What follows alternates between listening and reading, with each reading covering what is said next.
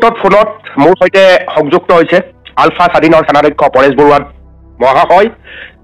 Peoples টিভিলৈ স্বাগতম জনাইছো পৰেশ বৰুৱা মহাশয়। আপুনি কেইবাটাও মতামত ইতিমধ্যে ফোন বাৰ্তালাপত বহু সাংবাদিকক দিছে।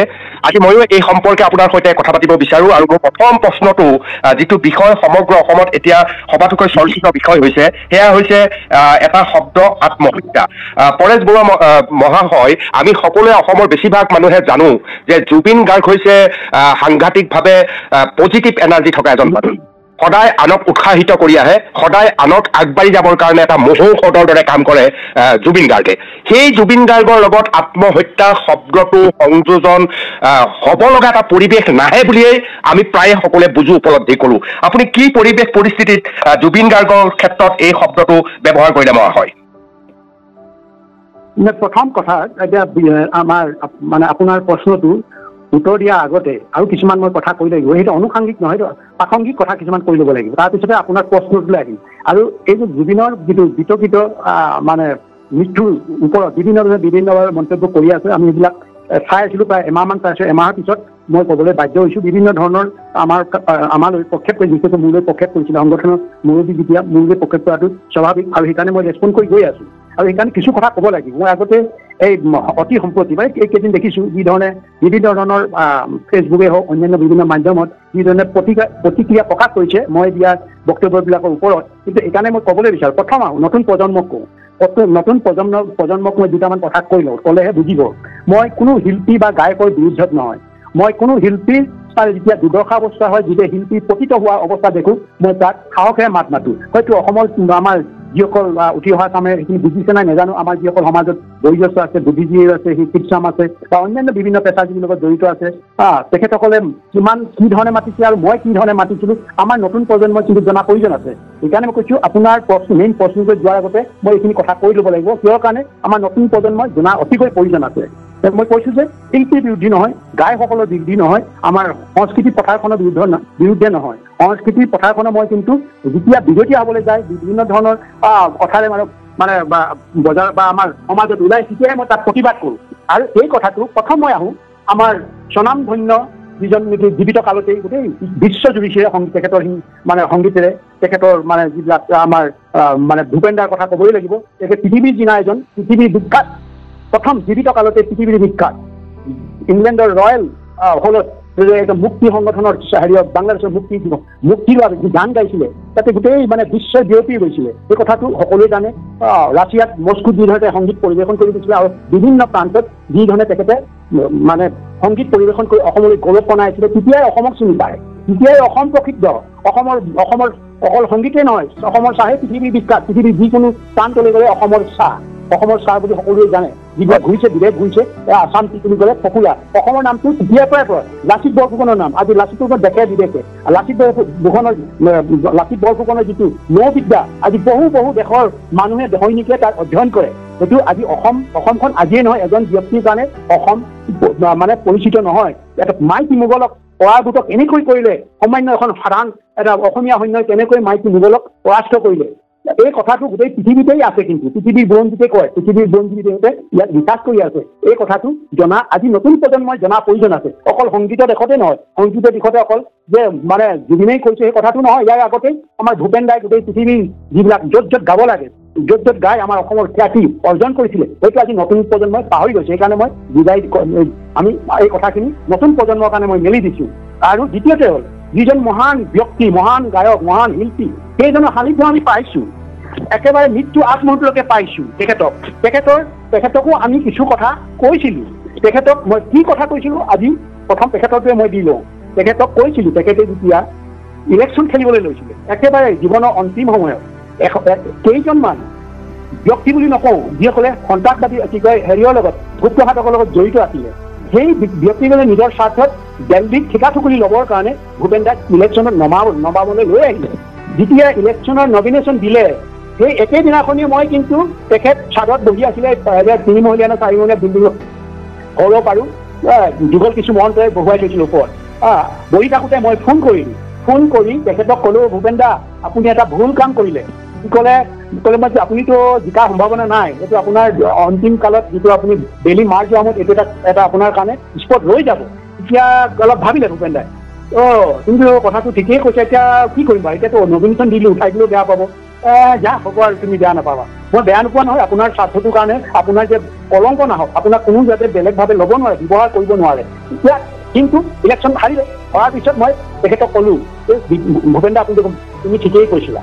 মই তেখেতকো মই আৰু হেৰি নহয়, এটা মই নিজকে বা হেৰি বুলি কোৱা নাই, মই যিটো ছিক্স চেন্সে কৈছিলে, মই যিটো পৰিৱেশ দেখিছোঁ, মই তেতিয়া তেখেতক কৈছোঁ। তেখেতে কিন্তু একচেপ্ট কৰিছে, সাদৰে গ্ৰহণ কৰিছে। যদিও মই মোৰ তেখেতৰ নখৰ সমানো মোৰ জ্ঞান নাই বা কোনো ক্ষেত্ৰতে মই তেনেকুৱা মানে অভিজ্ঞতা নাই বা তেনেকুৱা হাইলি মই এডুকেটেডো নহয়। এই কথা হ'লেও মই কিন্তু পৰিস্থিতি বুজি পাইছিলোঁ। বুজি পোৱাৰ ক্ষেত্ৰতে মই তেখেতক ক'লোঁ, তেখেতৰ সাদৰে গ্ৰহণ কৰিছিলোঁ। তাৰপিছতে ৰিজাল্টটো ওলালে, একেবাৰে কি যিধৰণে পৰাভূত হ'ল, এইটো এটা খুব মানে লজ্জিত কথা। কিন্তু সেইটো হ'ল, সেইটো পিছতে তাৰপিছত তেখেতৰ লগতে মোক সঘনাই যোগাযোগ হৈছিলে, গানৰ ক্ষেত্ৰত বা অন্যান্য ক্ষেত্ৰত কি কৰিলে ভাল হ'ব, কেনেকৈ কৰিব। লাষ্টৰ একেবাৰে শেষ পৰ্যায়লৈকে মই কথা পাতিছোঁ তেখেতৰ লগত। সেই সময়তে আপোনালোক সকলোৱে জানে যে এখিনি অসাধু আৰু ভূপেন দাৰ একদম মানে ভূপেন দাৰ ভক্ত, কেনেকুৱা ভক্ত আমি নাজানো, যিহেতু তেখেত ৰুগীয়া হৈ আছিলে। আমি ষ্টাৰ চিমেণ্ট আৰু কোন চিমেণ্টৰ পাল্টিত উঠাই ইমান মানে তেখেতৰ কৰুণ দৃষ্টিৰে চাইছে মানে মানুহলৈ। যেতিয়া পাল্টি উঠাই লৈ গৈছে, তেখেতৰ অসুস্থ হৈ চকুকেইটাত যে মানে জলক কৰিছে, তেখেতৰ স্বাস্থ্যটো যে আমি অনুভৱ কৰিছিলোঁ, তেখেত যে ৰুগীয়া হৈ কোনোবাই নিজৰ স্বাৰ্থত পাল্টিত উঠুৱাই দিছে, উঠুৱাই এতিয়া শ্বুটিং কৰি আছে। শ্বুটিং কৰা শেষ হোৱাৰ পিছতে মই ক'লোঁ, নাম নকওঁ, ক'লোঁ আপোনালোকে কিয় কৰিছে এইটো? ক'লে যে ভূপেন দাই এনেকুৱা তেনেকুৱা একদম ফাইনেন্সিয়েলি এনেকুৱা অৰ্থনৈতিকভাৱে জুৰুলাই গৈছে, আমাৰ উপায় নাই, ভূপেন দাক ট্ৰিটমেণ্ট দিবৰ কাৰণে আমি এইটো কৰিলোঁ। গতিকে জনগণক আহ্বান এটা কৰিব লাগিছিলে, আমাকো ক'ব লাগিছিলে। আমি ক'ৰ পৰা হ'লেও কিবা কৰি হ'লেও তেখেতৰ কাৰণে কিবা এটা কৰিলোঁ। আপুনি কিন্তু বৰ ভুল কাম কৰিলে। আকৌ মই সেইটো টিভিটো দিছিলোঁ, মই সেই কথাটো হেৰিটো কৈছোঁ, বহু সাংবাদিকক কৈছোঁ, কোনো ক'ৰবাত লিখিছেই। আৰু মই নিজে ব্যক্তিগত যিবিলাকে কেৱল মহিলা আছিলে, পুৰুষ আছিলে, সৰ্বান্ত পৰিয়ালে, সকলোকো কৈছোঁ আপোনালোকে কিয় কৰিলে এইটো।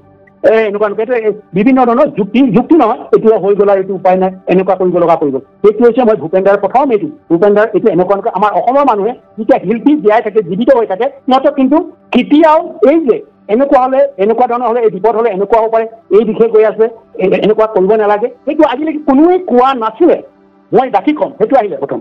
তাৰপিছতে আমাৰ বিপিন চাওডাঙৰ কথা এটা, বিপিন চাওডাঙৰ মানুহে এইকাৰণে যুৱ চামৰ এইকাৰণে কৈছোঁ, মই শিল্পীৰ বিৰুদ্ধত নহয়, গায়কৰ বিৰুদ্ধত নহয়, যিটো মই দেখিছোঁ, যিটো বিপদত হ'লে মই প্ৰথমে মাত মাতিম। এইটো বিপিন চাওডাঙৰ দেখিলোঁ। সেই সময়ত বিপিনে গান এটা লিখিলে, যিটো সময়ত মানে গোটেই গানটো এখিনি বিৰুদ্ধ কৰিছে, বিৰুদ্ধাচৰণ কৰিছে, যে এই গানটোৰ কাৰণে কিয় বিপিনে কৰিলে। গোটেই গাঁওবুঢ়া হওক, VDP চব লগ লাগি তাৰ ওপৰত কেছ দিলে, গোটেই হেঁচা মাৰি আনিবই লাগে, প্ৰচেছন হ'ল ইফালৰ পৰা ইফালে। বিপিনে ক'ৰবাত মানে বিভিন্ন ধৰণৰ সাঁকো লগাই মোলৈ খবৰ এটা পঠালে যে দাদা মোক ৰক্ষা কৰক, ককাইদেউ মোক ৰক্ষা কৰক, মোক চবেই একদম কৰিছে, মই এতিয়া জেললৈ যাব লাগে, কি কৰিব লাগে। মই ক'লোঁ ঠিক আছে, চিন্তা কৰিব নালাগে, তৈয়াৰটো কোনো ধৰণৰ সেই সংগীতৰ লগত যদি কাৰো কিবা ক্ষতি কৰিবলৈকে নহয়, তেতিয়া মই প্ৰতিজন এই যে মুৰব্বীসকল, VDP হওক, গাঁওবুঢ়া হওক, যিখিনি মুৰব্বী আছিলে, মুৰব্বীখিনি লগ কৰি আমাৰ মানে দাইসকলে হয়তো ক'ৰবাত ভুল হ'ব পাৰে, তোমালোকৰ অন্তৰত আঘাত লাগিব পাৰে, কিন্তু এইটো বেয়াকে নলৈ নিজৰে ককাই ভাই হিচাপে ইয়াক প্ৰথমবাৰৰ কাৰণে মাফ কৰি দিব লাগে। তাৰপিছতে সিহঁতে সকলোৱে কিন্তু একেলগতে লগ লাগি গুৱাহাটীত তাতে সিহঁতে ৰেষ্টুৰেণ্টে খালে না, ভোজ ভাত খাই মিট ভাত কৰিলে। তেতিয়া বিপিনে কৈছে মই শান্তি পালোঁ, দাদা মই ককাইদেউ মই বৰ শান্তি পালোঁ, নহ'লে মই মৰো নিচিনা লাগি গৈছে। এনেকুৱা ধৰণৰ মই জেললৈ যালেতো মোৰ এই অৱস্থা হ'ব, মই এই কৈ মোৰ কেনেকুৱা ধৰণৰ মই লাজে অপমানে মই মৰিব লাগিব, এই ধৰণে কৈছোঁ। সেইটো এটা বিপিনৰ কথা। গতিকে মই সিহঁতক সমাধান কৰিলোঁ সুন্দৰকৈ, যিহেতু মই শিল্পী বা গায়কক কোনো ধৰণৰ বিপদত কৰিবলৈ মানে দিবলৈ নিবিচাৰোঁতো। দ্বিতীয়টো আহিলে, এতিয়া এইটো কিন্তু আৰু ভয়ংকৰ। আপোনালোকে নিশ্চয় জানে, পাপনৰ যেতিয়া এটা শ্ব'ত যি অঘটন ঘটিছিলে, ইচ্ছাকৃতভাৱে কোনোবাই তাক এনেকুৱা ধৰণৰ প্ৰতিতৰ কৰিলে। প্ৰতিটো কৰাৰ পিছত ঠিক দুদিন একেবাৰে কাৰো লগত নাই, একেবাৰে আত্মহত্যা কৰাৰ নিচিনা অৱস্থাত আছিলে। আত্মহত্যা কৰাৰ নিচিনা কাৰো লগতো ফোন নকৰে, নকৰে, নধৰে, কাৰো ফোন নধৰে কৰে। তেতিয়া কোনোবাই ঘৰৰ মানুহে ক'লে, আৰু কাৰোবাৰ আমাৰ সাংবাদিক এজনে, মই নাম নকওঁ এতিয়া, সাংবাদিক মোৰ একেবাৰে ভাই বুলি তাক মই এতিয়াও শ্ৰদ্ধা কৰোঁ, মৰম কৰোঁ, একেবাৰে মৰম চেনেহ কৰোঁ, যে নামটো নকওঁ, বা সাংবাদিকজনে ক'লে দাদা এইটো কওকচোন আপুনি ক'লে হয়তো বা কেছটো সমাধান হ'ব। মোৰ যদি এইখিনি মোৰ কথাই যদি কেছটো সমাধান হয়, আৰু কাক ক'ব লাগে মই জানো বাৰু, কোনে কেছটো ক'ৰ পৰা ওলাইছে, সেইটো ঠিকে আছে। মই কেছটো ছল্ভ কৰি লওঁ, কেছটো ছল্ভ কৰাৰ পিছত মই পাপনৰ লগত কথা পাতিম। তাৰপিছত প্ৰথম কি নহয়, আপুনি পাপনৰ লগত কথা পাতক। পাপনৰ মেনেজাৰ কি আছিলে মই নাজানো নামটো, মই মেনেজাৰ পালোঁ, তুমি ক'ব দাদাই ফোন কৰিছোঁ, কোৱা। ফোন কৰি নাই, ফোন ধৰা অৱস্থাত নাই বোলে, একদম একেবাৰে কি কৰিব ক'ব পৰা নাই, তাৰ মাত বোল নাই, একেবাৰে গোটেই মমাহত হৈ গৈছে, আৰু লাজে অপমানে থাকিব পৰা নাই কৈছে। কিবা ঘটনাও ঘটাই দিব পাৰে, তেনেকৈ কৈছে মেনেজাৰকে। তাৰপিছত কৈছে নহয়, মই মোক দিয়া তুমি মোক মোৰ কথা কোৱা। তেতিয়া মই ফোনটো যেতিয়া পালোঁ পাপন তুমি কিয় নাই দাদা মই মৰি যাওঁ লাগিছিল মই মৰি যাওঁ মই ধৈৰ্য ধৰা মই এতিয়া ফোন কৰিছোঁ এটালৈ তোমাৰ কাৰণে যিয়ে নেকি গোটেই হেৰিটো ক্ৰিয়েট কৰিছিলে এই গোটেই পৰিস্থিতিটো ক্ৰিয়েট কৰিছিলে আৰু এইটো তোমাক এনেকুৱা ধৰণৰ যে অপমানিত কৰিবলৈ বিচাৰিছে ইয়াৰ উদ্দেশ্য বহুত আছে মই বুজাই দিম আজি এই কেছটো উঠাই ল'ব আৰু এইটোৰ পৰা বিৰত এইটো নবজায় আৰু মই লগে লগে ফোন কৰিলোঁ অনবলে অনব এতিয়া জীয়াই আছে অনব জীয়াই আছে মই অনবক ক'লোঁ অনব তুমি এইটো কৰিছা কেলি দাদা নাই এইটো চুইচাইডো কৰিব পাৰে অপমানিত যিভাৱে অপমানিত এইটো কৰিছে এতিয়াই কৰা এই মাত্ৰ কৰা বুলি নাই মই এতিয়া কৰিছোঁ উইদিন আধা ঘণ্টাত গোটেইটো অফ কৰি দিলে এই কথাবিলাক আজি সাধাৰণ যে পাপনৰ যে ভক্ত বুলি কয় পাপনৰ ভক্ত এইবিলাক কথা জানি আজি ক'ব লগা কৰিছে পাপন দিয়া আছে অৰ্ণৱ গোস্বামী মই কৈছোঁ এইটো কেছটো এতিয়া উঠাই লোৱা আৰু এতিয়া হেৰি কৰা আৰু তুমি বাহিৰক পাপনক হেৰি কৰা এইবিলাকৰ পৰা হেৰি কৰা ৰক্ষা কৰা মানে তুমি ক'ব লাগিব তুমি ভুল কৰিছা লগে লগে কৰিছে অৰ্ণৱ গোস্বামী দাদা মই এতিয়াই কৰি আছোঁ আপুনি চিন্তা নকৰিব মই অনুভৱ কৰি হৈ গ'ল তেতিয়া মানে হেৰিয়ৰ পাপনৰ মুখলৈ হাঁহি আহিছোঁ পাপনে কৈছে যে অশেষ ধন্যবাদ দাদা আপুনি যিটো কৰিলে অশেষ ধন্যবাদ আৰু সেই সময়ত পাপনৰ গোটেই অসমত তোলপাৰ লাগিছে পাপনৰ বিৰুদ্ধে ৰিল বনাইছে পাপনৰ বিৰুদ্ধে বিভিন্ন ধৰণৰ একদম মানে টেলিভিশ্যন চেনেলবিলাকে বজাই আছে তাতে কোনোবাই আহিছিলে নেকি কোনোবা এজন শিল্পীয়ে কৈছিলে নে এই হেৰিয়ত অনবক কৈছিলে নে I was the first man who talk Arnab Goswami about that matters এই কথাটো অসমৰ নতুন প্ৰজন্মই জানিবলৈ আছে জুবিনৰ যেনেকৈ নতুন প্ৰজন্মই জানিবলৈ আছে জুবিনৰ লগত আমাৰ কেনেকুৱা সম্বন্ধ আছিলে কেনেকৈ আমি তাক ভাললৈ আনিব বিচাৰিছিলোঁ আমাকতো আৰু কোনোবাই যদি কৈছিলে আমাক চেলেঞ্জ কৰক আমি এইটো কৈছোঁ নতুন প্ৰজন্ম আজি নতুন প্ৰজন্মই বিভিন্ন ধৰণৰ প্ৰশ্ন কৰিছে প্ৰশ্ন সুধিছে এইকাৰণে পাপনৰ কথাটো মই ক'বলৈ বাধ্য হ'লোঁ মানে আমাৰ মানে কি কয় বিপিনৰ কথাটো ক'বলৈ বাধ্য হ'লোঁ ভূপেন দাৰ কথাটো ক'বলৈ বাধ্য হ'লোঁ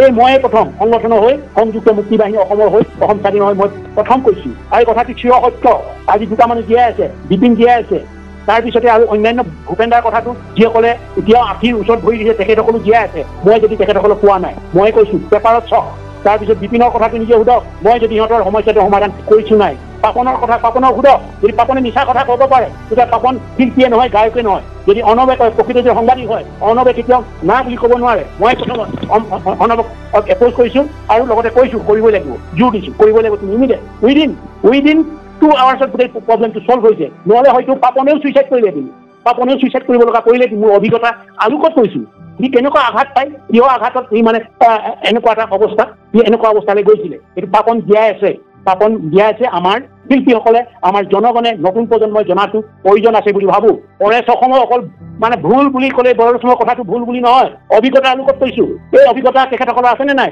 যুৱ প্ৰজন্ম আছেনে নাই কোনোবা শিল্পীক মৃত্যু মুখৰ পৰা বচাবৰ পৰা বা এনেকুৱা ধৰণৰ এটা মানে একেবাৰে জীৱনৰ মানে থকা নথকা মানে সংসাৰত থকা নথকাৰ অৱস্থা আছিলে সিহঁতৰ পাপনৰ বিপিনৰ একে অৱস্থা আছিলে তেনেকৈ সিহঁতক মই উদ্ধাৰ কৰি আনিছোঁ দুইজনে শিল্পী মানে জীয়াই আছে গায়ক দুইজন গায়ক জীয়াই আছে আৰু সৰহৰীয়া আজিও গান কৰি আছে সেইবিলাকক সিহঁতক সোধক আৰু যিসকলে মোক সমালোচনা কৰিছে সিহঁতে অসমৰ কাৰণে কি কৰিছে কি নাই কৰা সেইটো অসমৰ মানুহে সোধক জুবিনৰ যিটোৱে একেবাৰে মাজুলীৰ যিজন মানে হেৰি আমাৰ সত্ৰাধিকাৰে অসীম বেমাৰত মণিপিং ইমান ডাঙৰ এটা অভিশাপ দিছিলে জুবিনৰ পক্ষত কোন থিয় হৈছিলে অকল মই থিয় হৈছিলোঁ সংযুক্ত মুক্তি বাহিনী অসমৰ হৈ এই নতুন প্ৰজন্মই জনা প্ৰয়োজন আছে নতুন প্ৰজন্মই জনা প্ৰয়োজন আছে এইকাৰণে কৈছোঁ জুবিনৰ আমিও মৃত্যুটো কামনা কৰা নাই আমাৰো সুখ লাগিছে আমাৰো দুখ লাগিছে আমি এইকাৰণে প্ৰথমেই আমি দিছোঁ ষ্টেটমেণ্ট আমাৰ এই কথাবিলাক আজি যিসকলে কৈছে যিসকলে ট্ৰল কৰিবলৈ বিচাৰিছে সেইসকলে আপোনাৰ যিবিলাক মই আৰম্ভণিতে আপোনাক প্ৰশ্নটো দিয়াৰ আগতে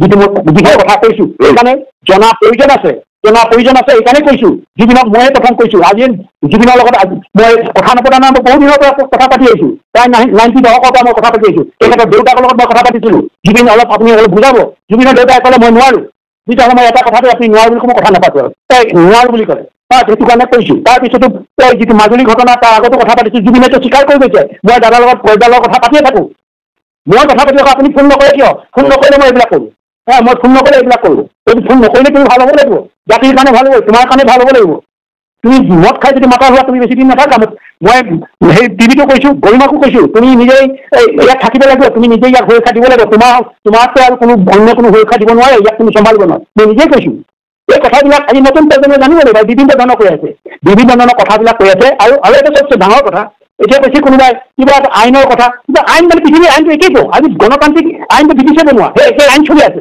মই ইয়াৰ ক'লে মই ভাৰতীয় হৈ নাযাওঁ ন মই ভাৰতীয় সংবিধানক ছাপোৰ্ট কৰা নাই আইন পৃথিৱীৰ আইন আইনটো একেই ব্যৱস্থা কিবা হত্যা সন্দেহ হলে একে ব্ৰিটিছ পদ্ধতিয়ে কৰে অন্য যিবিলাকে কয় ভাৰতীয় আইনৰ কথা মহাত্মা গান্ধীৰ কথা কৈছে কোনোবাই মহাত্মা গান্ধীৰ মানে ভাৰতীয় ভাৰতীয় যিটো স্বাধীনতা সংগ্ৰাম কৰিছিলে এইটো অসমৰ মানুহৰ লগত আণ্ডাৰষ্টেণ্ডিং আণ্ডাৰষ্টেণ্ডিঙত অসমৰ মানুহে অসহযোগ আন্দোলন কৰিছিলে মহাত্মা গান্ধী যি কৰিছিলে আমাক স্বাধীন হৈ থাকিবলৈও কৈছিলে মহাত্মা গান্ধী যদি নমৰা হৈছিল সেইটো অসম স্বাধীন হ'লেতো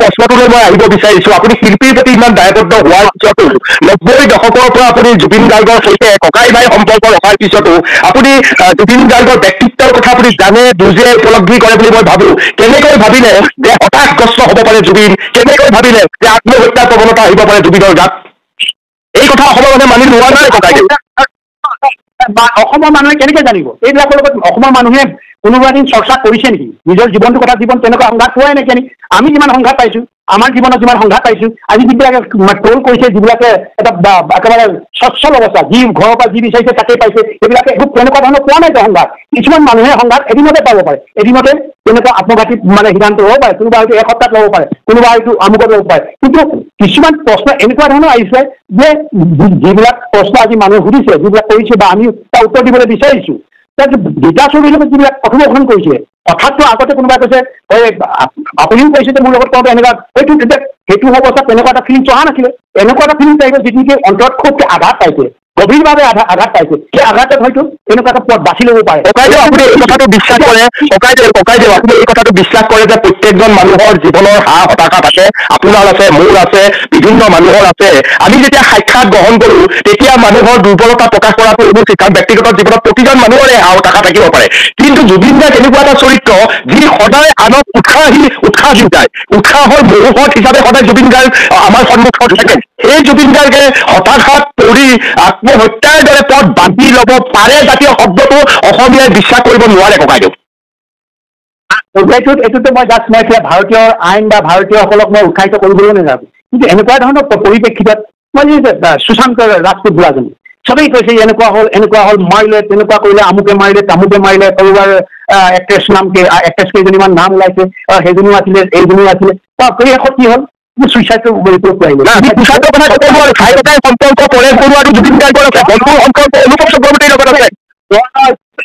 You try to understand. আপনি জানিবলৈ হ'লে চব কথা এইটোৱে ভাই ককাই আমিতো চবেই ভাই ককাই কিন্তু কিছুমান বিচাৰ ব্যৱস্থা কিছুমান প্ৰক্ৰিয়াবিলাক চবৰ পৰা টানিব লাগিব পৃথিৱীৰ এই যে জাজবিলাকে যে বিভিন্ন কোৰ্টবিলাকত আমুক সময়ত আমুক এটা জাজে এনেকৈ দিছিলে এই ক'ৰবাত হেৰিয়াত দিছিলে কয় তামিলনাডুৰ এটা ৰিফাৰেঞ্চ দি দিব ইংলেণ্ডৰ এটা ৰিফাৰেঞ্চ দি তেনেকৈ যুক্তি দেখায় পৃথিৱীত তেনেকুৱা ঘটনাবিলাক তেনেকৈ চাব লাগিব অকল ভাই ককাইৰ ওপৰত কথা নহয়তো এই গোটেই পৰিৱৰ্তন আপুনি এই কথা স্বীকাৰ কৰি নহয় ককাইদেউ যে মানসিকভাৱে তীব্ৰ শক্তিশালী আছিল জুবিন গাৰ্গ তীব্ৰ কেতিয়া শক্তি আছে কেতিয়া নাথাকিব পাৰে হঠাৎ দেখাই যায় মানুহৰ এটা তীব্ৰ শক্তিশালী পজিশ্যনত আছে বা এনেকুৱা যুক্তিটো আমিতো ক'ব নোৱাৰো এনে কথোপকথনত মানে এইবিলাক নোলাব পাৰেতো কেতিয়াবা যিবিলাক প্ৰশ্ন উত্তৰ দিওঁতে যিবিলাক হয়তো চিকুৱেঞ্চটো মিলাই সেইবিলাক নোলাবও পাৰে কিন্তু যিটো সময়ত হয়তো আপোনাৰ লগত যি সময় দিছে সেইখিনি আপুনি যিটো মানে উৎকৃষ্ট কৰি যিবিলাক কথা সুধিছে কিন্তু সেই তাত নোলাবও পাৰেতো আপুনি তেনেকুৱা বেদনাৰ কথা সুধিছে নেকি অন্য কথা সোধা নাইতো আপুনি যি ধৰণে কৈছে সেইটো কিবা পইণ্টত দি একদম উৎসাহিত কৰিছে নিজৰ এই কথাটো কৈছে কিন্তু ৰীতা চৌধুৰীয়ে যিভাৱে কৈছে মই অকলশৰীয়া আজি মই অকলশৰীয়া এই কথাটো বেছি দিন নহয়তো আপোনাৰ যিটো ইণ্টাৰভিউ আছিলে বহু একেমাহমানৰ আগতে হৈছিলে কিন্তু ৰীতা চৌধুৰীৰ ঘটনাটো একেবাৰে সিদিনা কিন্তু কিছু মই অকলশৰীয়া আজিকালি মই অকলশৰীয়া এনেকুৱা কথা কৈছোতো এই কথাটোৰ পৰাতো কিছুমান কথা আহেতো কিছুমান কথা আহিব পাৰে নাহিব পাৰে কিন্তু আমিতো বহু বস্তু কিছুমান দেখিছো হয়তো আহিবও পাৰে আমি চেঞ্চত কৈছোতো পাৰ্চেপশ্যন ভিত্তিত কৈছো মই দাঁতিয়ে কৈছো নেকি কৰিবও পাৰে এইটো কথা থাকিবও পাৰে এই এংগলটো আহিবও পাৰে মানুহে যেনেকৈ কৈছে কোনোবা হত্যা হ'বও পাৰে হত্যা কৰিছে বুলি কোনোবা কৈছে পিছত আকৌ উল্টাই দিছে যে এইটো হত্যা মই এনেকৈয়ে কৈছিলো মুখ্যমন্ত্ৰী কথাটো আমিতো কোৱা নাই হত্যা কৰিছে বুলি এনেকুৱা হ'ব পাৰে নেকি এংগলবিলাক যে ৰীতা চৌধুৰীটো কৈছে সেই এংগলটোৱে কৈছো ইয়াৰ কথাটো মানুহে বিচাৰি থাকিব লাগিব যে হেৰিয়েনো যদি হত্যাই কৰিলে ছিংগাপুৰে যিয়ে কৰাইছে প্ৰবাসীক হেৰি ল'লে কি কয় সাক্ষী ল'লে সিহঁতে ভাইচ ল'লে যদি ইয়াত কিবা ফাউল প্লে কৰিছিলে ব্যক্তিগতভাৱে তাকতো নিশ্চয় সিহঁতক যাব নিদিলেহেঁতেন সিহঁতি যদি জড়িত থাকিলেহেঁতেন সিহঁতি যদি প্ৰত্যক্ষদৰ্শী হ'লেহেঁতেন বা আছিলে কিন্তু সিহঁতি যদি দেখিছিলে ঘটনাটো ইয়াৰ কাৰণে হ'ল শেখৰ কাৰণে হ'ল আমুকৰ কাৰণে হ'ল এই কিবা বা অমিত প্ৰভাৰ কাৰণে হ'ল আমুকৰ কাৰণে হ'ল এতিয়া ক'লেহেঁতেন কিন্তু এইবিলাক ক'লেহেঁতেন কোৱাৰ এইটোতো সিহঁতে দিলেহেঁতেন এই ইহঁতৰ কাৰণে কৰিলে এইটো কাৰণে এনেকুৱা হ'ল আৰু এতিয়া কিছুমান বস্তু আছে কিছুমান বিষয় আছে যে আমি তন্নতন্নকে চাব খুজিলে ভাৰতীয় আইন বুলি কথা নাই চব আইনেই চাবতো ছিংগাপুৰ আইনেও চাব ভাৰতীয় আইনেও ইংলেণ্ডৰ আইনেও আমেৰিকাৰ আইনেও একে ব্যৱস্থাই ল'বতো একেবাৰে তন্ন কৰি ল'ব, ইয়াতে সময় লাগিব, এই কথাটোৱে কৈছো। এইটো ভাৰতীয় আইনক কোনোবাই মই চাপৰ্ট কৰিছো বুলি কোনোবাই কৈ আছে, ভুল কৰিছে, হয়তো আপোনালোকেও ক'ব পাৰে যে মই ভাৰতীয় আইন পৃথিৱীৰ এইটো সৰ্বজন, এইটো চিষ্টেমে এইটো কিবা এটা সন্দেহ হ'লে এই প্ৰক্ৰিয়াতে চাব, স্ক্ৰুটিনাইজ কৰিব, এই ক্ৰিয়াত স্ক্ৰুটিনাইজ কৰিব, চুপ কোন মাৰি চাব, চাৰ পিছতহে দিব। এতিয়া আমাৰ হৈছে বা যিবিলাক কৈছে জাজমেণ্ট লাগে, ন্যায় হত্যা হ'লেতো ন্যায় দিব লাগিব। প্ৰথমে হত্যা হৈছে নে নাই এইটো কথা আনি ল'ব লাগিব না, হত্যা হৈছে নে নাই প্ৰুভ কৰিব লাগিব, এইটোৱে ল'ব লাগিব। তাৰ আগতে যদি আমাৰ ভিতৰত তৰ্ক বিতৰ্ক যুক্তি হয়, তাৰ যুক্তিটো নাথাকে, আৱেগিকভাৱে মই যদি অনুপম আমাৰ সাংবাদিক, চিনিয়ৰ সাংবাদিক, মই বকাই হৈ পিনি যদি মই ভাই কওক, মই এইটো হ'বই লাগিব, এইটো ক'বলৈ মই কোৱা নাই। আৰু ভাই আমি কেৱল যুক্তিৰে বিষয়টো বাৰ্তালাপ কৰিছো, যুক্তিৰে বাৰ্তালাপ কৰিছো। আৰু সেই বাৰ্তালাপত মোৰ দ্বিতীয় প্ৰশ্ন হয়, আপোনাৰ পৰা দ্বিতীয় প্ৰশ্নটো এতিয়া জানিব খুজিছো। আপুনি কৰবাত কৈছে যে শ্যামকানু মহন্ত, সিদ্ধাৰ্থ এই ধৰণৰ মানুহবিলাকে জুবিনৰ হত্যাৰ লগত জড়িত নহ'বও পাৰে বা মৃত্যুৰ লগত জড়িত নহ'বও পাৰে। অসমৰ মানে কি কৰি আছে মই এই কথাটো আপোনাক জনাই দিছো। লগত সেয়া হৈছে যে এটা দীঘলীয়া সময় ধৰি শ্যামকানু মহন্ত বা সিদ্ধাৰ্থ ইত্যাদিয়ে জুবিন গাৰ্গক ব্যৱহাৰ কৰি আছে, জুবিন গাৰ্গৰ সৰলতাৰ সুযোগ লৈ আছে, বেপাৰী মনোভাৱেৰে ব্যৱহাৰ কৰিছে, ধন নিদিয়ে, শোষণ কৰিছে, আৰু শোষণ কৰি এটা পৰ্যায়লৈ লৈ যোৱা হৈছে। মই ভাবো মৃত্যু মুখত পৰাৰ পূৰ্বে এই যি দীঘলীয়া শোষণ, 10 বছৰ ধৰি দীঘলীয়া শোষণ, ইও এক প্ৰকাৰ এক ডাঙৰ অপৰাধ নহয়নে পৰেশ বৰুৱা মহাশয়? এইটো প্ৰমাণ হ'ব লাগিব, মানে মানুহে জানিব লাগিব যে ইনকুৱাৰী কৰি আছে না, ইনকুৱাৰী শোষণ এতিয়া সেই শোষণ ইমান দিন যিবিলাক মানুহে দেখিছিলে, জুবিনক যদি ইমানেই ভাল পাইছে, জুবিনে শোষণ কৰি আছিলে, এই মানুহখিনি ক'ব লাগেতো, জনগণৰ ওচৰত দাঙি ধৰিব লাগিছিলে। জানি ইমান দিন কেলৈ আমি কৈছো না, আমাৰ মৃত্যুৰ পিছতে হয়তো ভূপেন দাই যেতিয়া পাল্টিত উঠাইছে, এইখিনি মানে শোষণ নিজৰ স্বাৰ্থতে উঠাইছে, এইটো নিজৰ স্বাৰ্থতে মাল্টিনেশ্যনেল কোম্পানীবিলাকৰ লগত, চিমেণ্ট কোম্পানীৰ লগত এই যে পাল্টিত উঠাইছিলে, মুখৰ অৱস্থাত উঠাইছিলে, সেইটোতো আপুনি নাহে কেলে, মই কেলে দিছো, উদাহৰণটো কেলে দিছো, এই কথাখিনি আপোনালোকে জানি লওক। মই কেলে কৈছো কথাবিলাক, নতুন প্ৰজন্ম নেজানে কেলে, নতুন প্ৰজন্ম জানিব লাগিব। নেজানিলে সিহঁতে আমাক গালি ভুল কৰি থাকিব, আমুকে এনেকে কৈছে, তামুকে এনেকে কৈছে, এনেকুৱা ধৰণৰ এক পক্ষ হৈছে। মই পলিটিক্স নহয়তো, মই পলিটিক্স নকৰো, পলিটিক্স কৰাৰ প্ৰয়োজন নাই। মই পলিটিকেল লিডাৰ এটা মোক প্ৰয়োজন নাই, সহায় নালাগে মোক। আমি নিজেই নিজৰ ভৰিত থাকিব পৰা ক্ষমতা আছে। আলফা আই নিজৰ ভৰিত থিয় হৈ মানে থাকিব পৰা ক্ষমতা আছে। নিজৰ ঘামেৰে খেতি কৰি ল'ৰাই ভাত খাব পাৰিছে, নিজৰ ঘামে নিজে শাক পাচলি কৰি মানে সিহঁতৰ ফল মূল নিজেই মানে উৎপন্ন কৰিব পাৰিছে। আমি নিজেই পাৰো, চব নিজেই কৰিছো আমি। এই কথাটো কিছুমানে বিভিন্ন ধৰণৰ প্ৰকাৰে ভুল কৰি থকাৰ কাৰণে আজি ক'ব লগা পৰিছিলো। আৰু বাস্তৱতা হ'ব লাগিব, যুক্তিবাদী হ'ব লাগিব। এইবিলাক যদি চাইছে কিবা আজি SIT ওলাইছে, কিবা আছে, ইয়াত এইটো নাম দি লৈছে, চবতে আছে, বেলেগ নামেৰে এইটো ইনকুৱাৰী কৰে, এনেকুৱাতে ইনকুৱাৰী কৰিছে, কৰাতে মাতি আছে, চবকে মাতিব, কাৰ লগত জানি ল'ব লাগিব, চবকে আনি কিয় মাতিছে, কিয় দিলে সন্দেহটো আহি গৈছেতো। কেনেকে কি হ'ব, ক'ৰ পৰা আহিছে, মানুহক লাগে ন্যায় বুলি কৈছে। ন্যায়টো এনেই দিব পাৰিব নেকি? কোনোবা এটা জাজমেণ্টে এনেই জাজে এনেকে ন্যায় এটা দিব নোৱাৰেতো। এইটো ব্ৰিটিছত হ'লে একেটাই কৰিব, একেটা পদ্ধতিয়ে ল'ব, আমেৰিকাত হ'লে একেটা পদ্ধতিয়ে ল'ব, ছিংগাপুৰত হ'লে একেটা পদ্ধতিয়ে ল'ব। এই কথাটোৱে মই ক'ব গৈছো যে ন্যায়টো দিব না ন্যায় মানে কিহৰ ন্যায়? হত্যা ন্যায়। এতিয়া মানুহে বিচাৰে হত্যা ন্যায়, হত্যাটো আমাক প্ৰুভ কৰি দিব লাগিব না। হত্যাৰ কথা কোনে কয়? যি ইনকুৱাৰী কৰি আছে, এইটো ভাৰতীয় নালাগে, ছিংগাপুৰ নালাগে, যিয়ে নক'ব লাগে, এটা বিভাগে কৰিছেতো, এখন দেশে কৰিছে। এই দেশ ভাৰত এখন দেশ হ'লেও উপনিবেশ দেশ হ'লেও আমি সেইটো দেশে কৰিছে, কিন্তু সেইটো আইনে কৰিছে। কৰাটো যেতিয়া আহক সেইটো প্ৰুভ কৰিব লাগিব না, স্ক্ৰুটিনাইজ কৰিব। আপুনি এইটো কথাও চাগে মানি লয় যে জুবিন গাৰ্গৰ মৃত্যুৰ যিটো কাৰণ, এই কাৰণটো উদ্ঘাটন হ'ব লাগে। কি কাৰণে জুবিন গাৰ্গৰ মৃত্যু হ'ল এতিয়ালৈকে সেইটো উদ্ঘাটন হোৱা নাই? এইটো ওপৰতে কৈছোতো, এইটো আমি ৰহস্য বুলি কৈছোতো। ৰহস্য বুলি ক'লে মানে মানুহ হত্যা কৰিছে, এই ৰহস্যটো এনেকুৱা হত্যা বুলি এইখিনিয়ে কৈছে, এনেকে কোনোবা মাৰিব পাৰে, বিষ হৈ মাৰিব পাৰে, ত্ৰিশ হৈ মাৰিব পাৰে, এনেকুৱা ধৰণৰ কথা ওলায়। তাৰ বিপৰীতে বস্তু এইটো কাৰণে এইটো হ'ব পাৰে নেকি? ফাৰ্ষ্ট কুৱেশ্যন বিলাক আছে, এনেকুৱা হৈছে কিবা কিবি, বা টেলিফোনত ওলাইছে, টেলিফোনটো এতিয়া কমিউনিকেশ্যন কৰা নাই, টেলিফোন পাব্লিক কনজাম্পশ্যনৰ কাৰণেতো টেলিফোনটো এৰি দিয়া নাইতো, বা ক'ৰবাত যিমানখিনি যি হৈ আছে, এতিয়া গোটেইখিনি বস্তু যেতিয়া ওলাব, তেতিয়া হয়তো ক'ৰবাত ওলাবও পাৰে। নোলাব বুলি কোনো ক'ব নাই। মোৰটোতে মই ৰাইট বুলি কৈছো, মোৰটো নহয় অন্য এটা হ'ব পাৰে, হত্যাটো ওলাব, তেতিয়াহে ন্যায়টো ওলাব। এইটো এটা প্ৰুভ কৰিব লাগিব কি হৈছে, কি হোৱা নাই। আৰু এইটো আমি আমাৰ পাৰ্চেপশ্যন ভিত্তিৰ পৰা কৈছো, কি কাৰণে কৈছো, এইটো কাৰণে হ'ব পাৰে নেকি? ৰহস্য শব্দটো আৰু হত্যা শব্দটো ৰহস্যৰ পৰা ওলাইছেতো। ৰহস্য শব্দটো কিহৰ কাৰণে? কোনোবাই কৈছে হত্যা হৈছে, কোনোবাই পানীত হেৰি হৈছে, ড্ৰাউনিং হৈ মৃত্যুবৰণ কৰিছে, কোনোবাই বিষ হৈ কৈছে। এইটো ৰহস্য, মানে ৰহস্যতে ঘেৰাই আছেনে নাই? ৰহস্য আৰু হত্যাৰ মাজত হত্যা শব্দটো ক'ৰ পায়? ৰহস্যৰ পৰাই, হত্যাটো পৰাহে ৰহস্য ঘটিছে। এতিয়া দুটাৰ লগত দুটা কথা আহিবতো, ইয়াতে কোনো বিপৰীত ধৰ্ম নহয়। মোৰ শেষ প্ৰশ্ন, পৰেশ বৰুৱা মহাশয়, মোৰ শেষ প্ৰশ্ন, আপুনি কৈছেই যে 90 দশকৰ পৰা জুবিন গাৰ্গৰ সৈতে আপুনি সম্পৰ্ক ৰাখিছে, আনকি আপুনি এই কথাও কৈছে জুবিন গাৰ্গে বহু সময়ত কৈছে যে আপুনি ফোন কৰা নাই সেইকাৰণে মই উৎপাত কৰিছো, তেওঁ আপুনি বহুদিন ধৰি ফোন পোৱা নাই। ইয়াৰ পৰা আমি বুজো যে জুবিন গাৰ্গৰ সৈতে আপোনাৰ যিটো সম্পৰ্ক ইয়াত আবেগো আছে, বাস্তৱো আছে, আৰু আপুনি আপোনাৰ ভাইক শুদ্ধ কৰিবলৈ কৰা এটা চেষ্টাও তাৰ লগত আছে, মই এই কথা স্বীকাৰ কৰি লৈছো। আৰু ইমানখিনি সম্পৰ্ক থকাৰ পিছত এই কথা নিশ্চয় আপুনি মানি লয় যে জুবিন গাৰ্গক সৰলতাৰ সুযোগ লৈ কিছু কাষৰ মানুহে কৰিছে।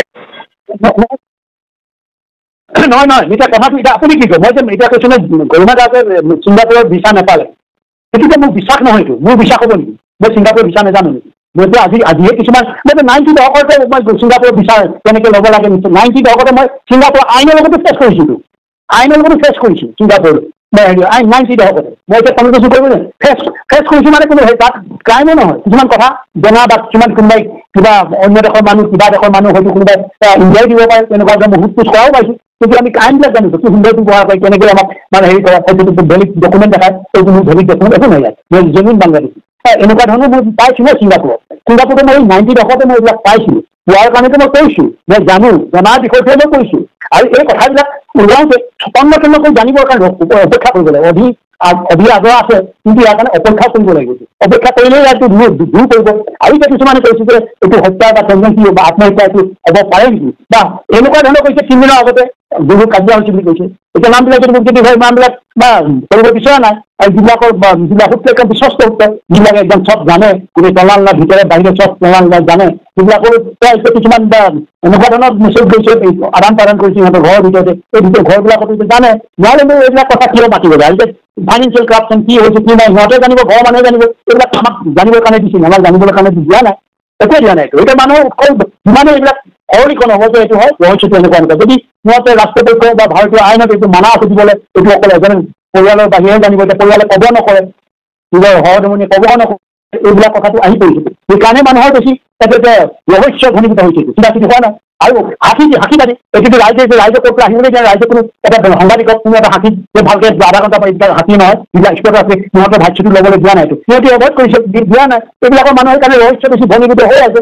কিন্তু আমাৰ পাৰচেপশ্যন ভিত্তিত হৈ আছে, আমাক মানুহে সুধিছে যে আমাৰ কথাটো এইটো, আৰু জুবিনৰ কথাটো হৈছে জুবিনে এনেকুৱা কি কৰিছে যে অকল সিহঁতে ভাল পায়, সিহঁতে এই কৰা নাই, মই কেনে কৈছো জুবিনৰ এই ঘটনাটো মই তেওঁ এই যে আমাৰ শিল্পীসকলৰ গায়কসকলৰ মহান গায়কসকলৰ মহা পৃথিৱীৰ বিখ্যাত ভূপেন্দ্ৰৰ কথা মই কেনে কৈ আছো, বিপিনৰ কথা, পাপনৰ কথা, পাপনটো মানুহ নহয়তো, পাপনটো লেখিকা গায়ক নহয়তো, পৃথিৱীৰ ঈশ্বৰ কিছু পাপনৰ মানে গানেৰে একদম বিভিন্ন দেশত তাৰ গান মানে উপভোগ কৰে, গানেৰে কৰে উপভোগ, তাৰ বিষয়টো মই কৈছো। এই কথাটো মোৰ লগত কোনোবাই চেলেঞ্জ কৰিব পাৰিব নেকি? পাপন দিয়া আছে, এই যে আজি যিসকলে কৈছে সংগীত মানে আমাৰ যিসকল মানে এই জুবিনৰ লগত থাকি যায়, সিহঁতে যে অতি মানে জুবিনক ভাল পোৱা এনেকুৱা দেখাবলৈ বিচাৰিছে, বিভিন্ন ধৰণৰ শব্দ প্ৰয়োগ কৰিছে, বিভিন্ন ধৰণৰ টুৰ কৰিব লৈছে, অশ্লীল ভাষা এইবিলাক প্ৰয়োগ কৰিছে, আচল কথাটো জানিব লাগে, আচল কথা নাজানিলে কিন্তু মানুহে ভুল বুজি ল'ব। সেইকাৰণে আপোনালোকক গোটেই বস্তুটো কাটি নহয়, ইয়াত মই যি কৈছো আপুনি সময় ল'লে পাঠটো পঠাব,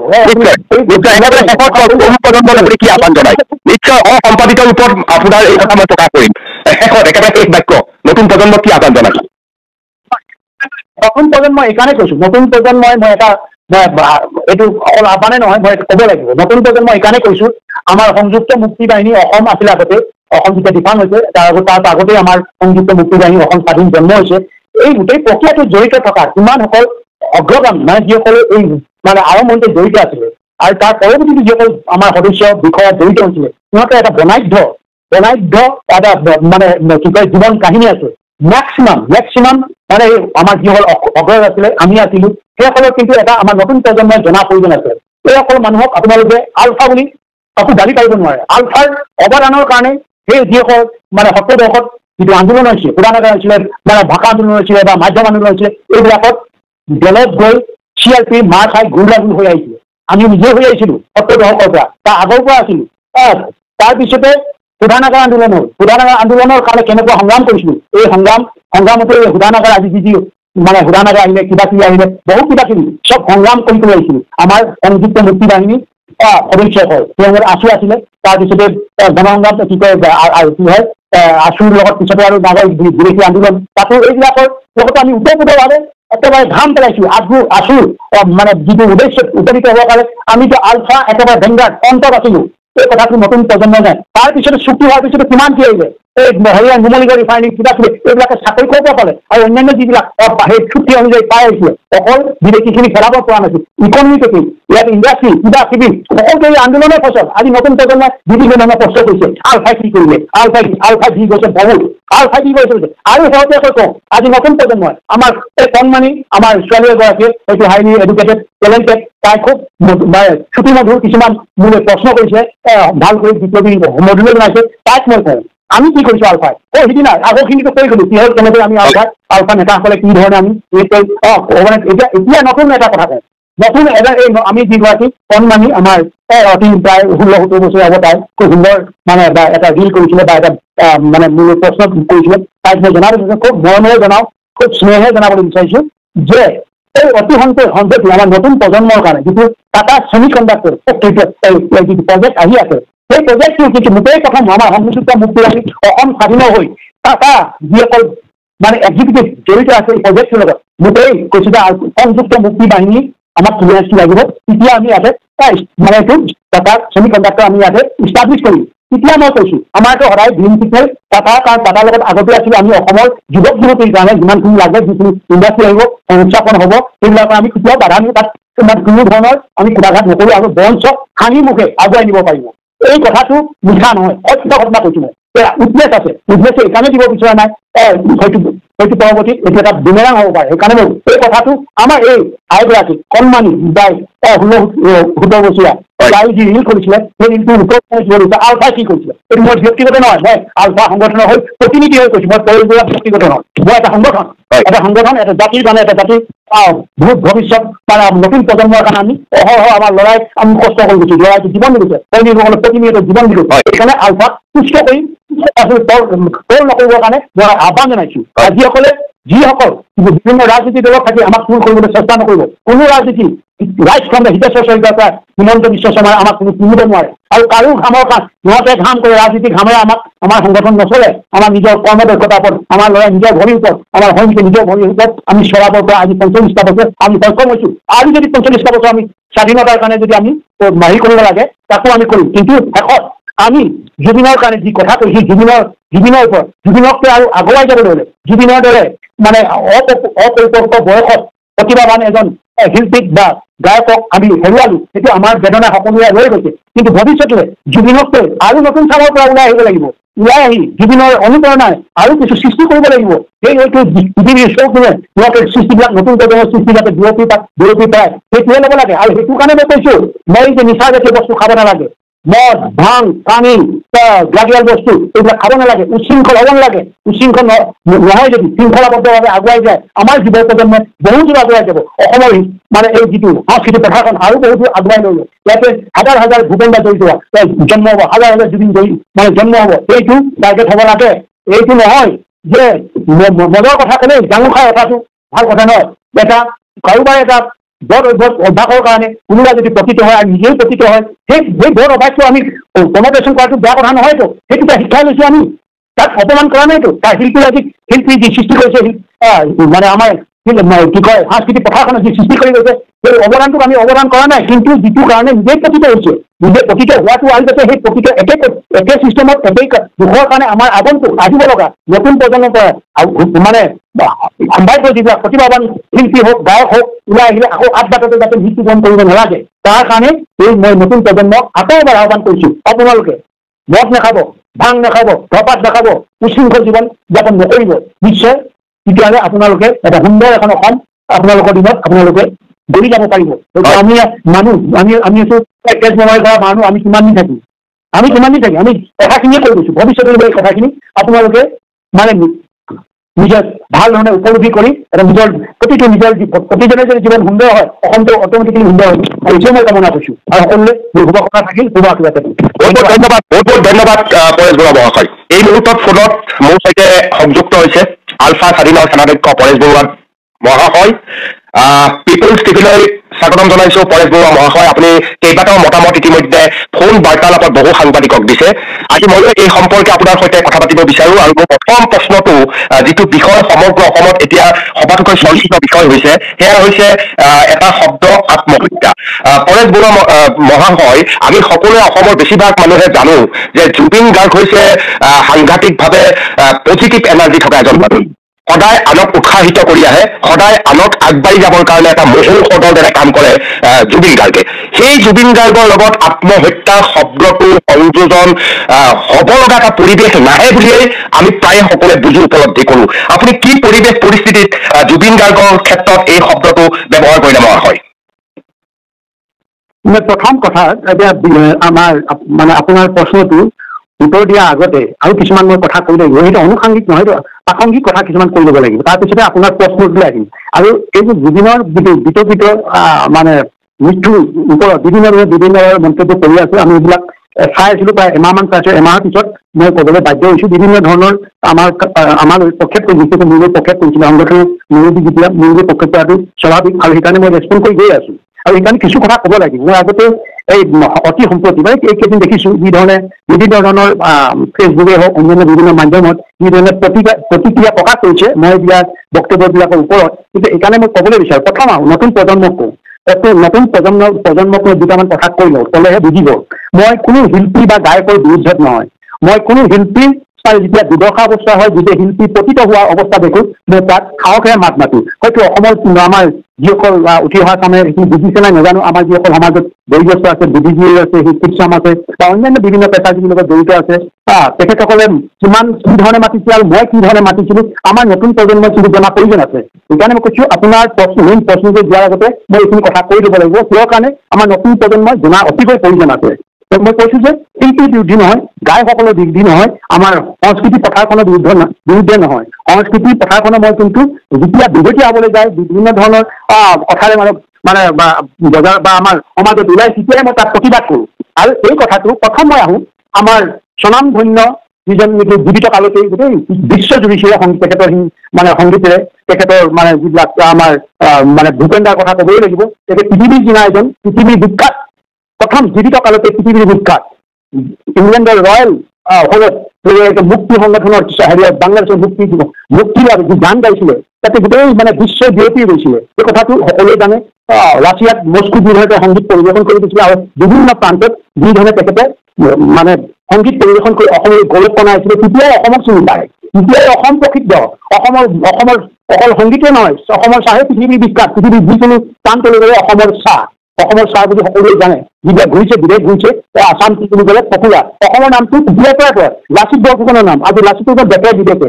লাচিত বৰফুকনৰ যিটো ন্যায়বিদ্যা আজি বহু দেশৰ মানুহে দৈনিকে তাক অধ্যয়ন কৰে। সেইটো আজি অসমখন আজিয়ে নহয়, এজন ব্যক্তিৰ কাৰণে অসম মানে পৰিচিত নহয়। মাইকী মোগলক পৰাভূতক এনেকৈ কৰিলে, সামান্য এখন সাধাৰণ এটা অসমীয়া সৈন্যই কেনেকৈ মাইকী মোগলক পৰাস্ত কৰিলে, এই কথাটো গোটেই পৃথিৱীতেই আছে। কিন্তু পৃথিৱীৰ বুৰঞ্জীতেই কয়, পৃথিৱীৰ বুৰঞ্জীতে ইয়াক বিকাশ কৰি আছে। এই কথাটো জনা আজি নতুন প্ৰজন্মই জনা প্ৰয়োজন আছে। অকল সংগীতৰ দিশতে নহয়, সংগীতৰ দিশতে অকল যে মানে জুবিনেই কৈছে এই কথাটো নহয়। ইয়াৰ আগতে আমাৰ ভূপেন দাই গোটেই পৃথিৱীৰ যিবিলাক য'ত গাব লাগে, য'ত গাই আমাৰ অসমৰ খ্যাতি অৰ্জন কৰিছিলে, সেইটো আজি নতুন প্ৰজন্মই পাহৰি গৈছে। সেইকাৰণে মই আমি এই কথাখিনি নতুন প্ৰজন্মৰ কাৰণে মই মেলি দিছো। আৰু দ্বিতীয়তে হ'ল যিজন মহান ব্যক্তি, মহান গায়ক, মহান শিল্পী, সেইজনৰ সান্নিধ্য আমি পাইছো। একেবাৰে মৃত্যু আত্মহত্যালৈকে পাইছো তেখেতকো আমি কিছু কথা কৈছিলো। তেখেতক মই কি কথা কৈছিলো আজি প্ৰথম তেখেতকে মই দি লওঁ। তেখেতক কৈছিলো, তেখেতে যেতিয়া ইলেকশ্যন খেলিবলৈ লৈছিলে, একেবাৰে জীৱনৰ অন্তিম সময়ত কেইজনমান ব্যক্তি বুলি নকওঁ, যিসকলে সন্ত্ৰাসবাদী কি কয় হেৰিয়ৰ লগত গুপ্তঘাতকৰ লগত জড়িত আছিলে, সেই ব্যক্তিজনে নিজৰ স্বাৰ্থত দিল্লীত ঠিকা টুকুৰি ল'বৰ কাৰণে ভূপেন দাক ইলেকশ্যনত নমাবলৈ লৈ আহিলে। যেতিয়া ইলেকশ্যনৰ নমিনেশ্যন দিলে, সেই একেদিনাখনি মই কিন্তু তেখেত চাদত বহি আছিলে 2 মহলীয়া নে 4 মহলীয়া বিল্ডিঙত হ'ব পাৰোঁ, যুগল কিছু মন্ত্ৰই বহুৱাই থৈছিল ওপৰত। বহি থাকোঁতে মই ফোন কৰি তেখেতক ক'লো, ভূপেন দা আপুনি এটা ভুল কাম কৰিলে। কি ক'লে আপুনিতো জিকাৰ সম্ভাৱনা নাই, এইটো আপোনাৰ অন্তিম কালত যিটো আপুনি ডেইলি মাৰ্জিয়ামত এইটো এটা আপোনাৰ কাৰণে স্পট ৰৈ যাব। এতিয়া অলপ ভাবিলে ভূপেন দাই, কিন্তু কথাটো ঠিকেই কৈছে। এতিয়া কি কৰিম বাৰু, এতিয়াতো নমিনেশ্যন দিলে উঠাই দিলেও বেয়া পাব।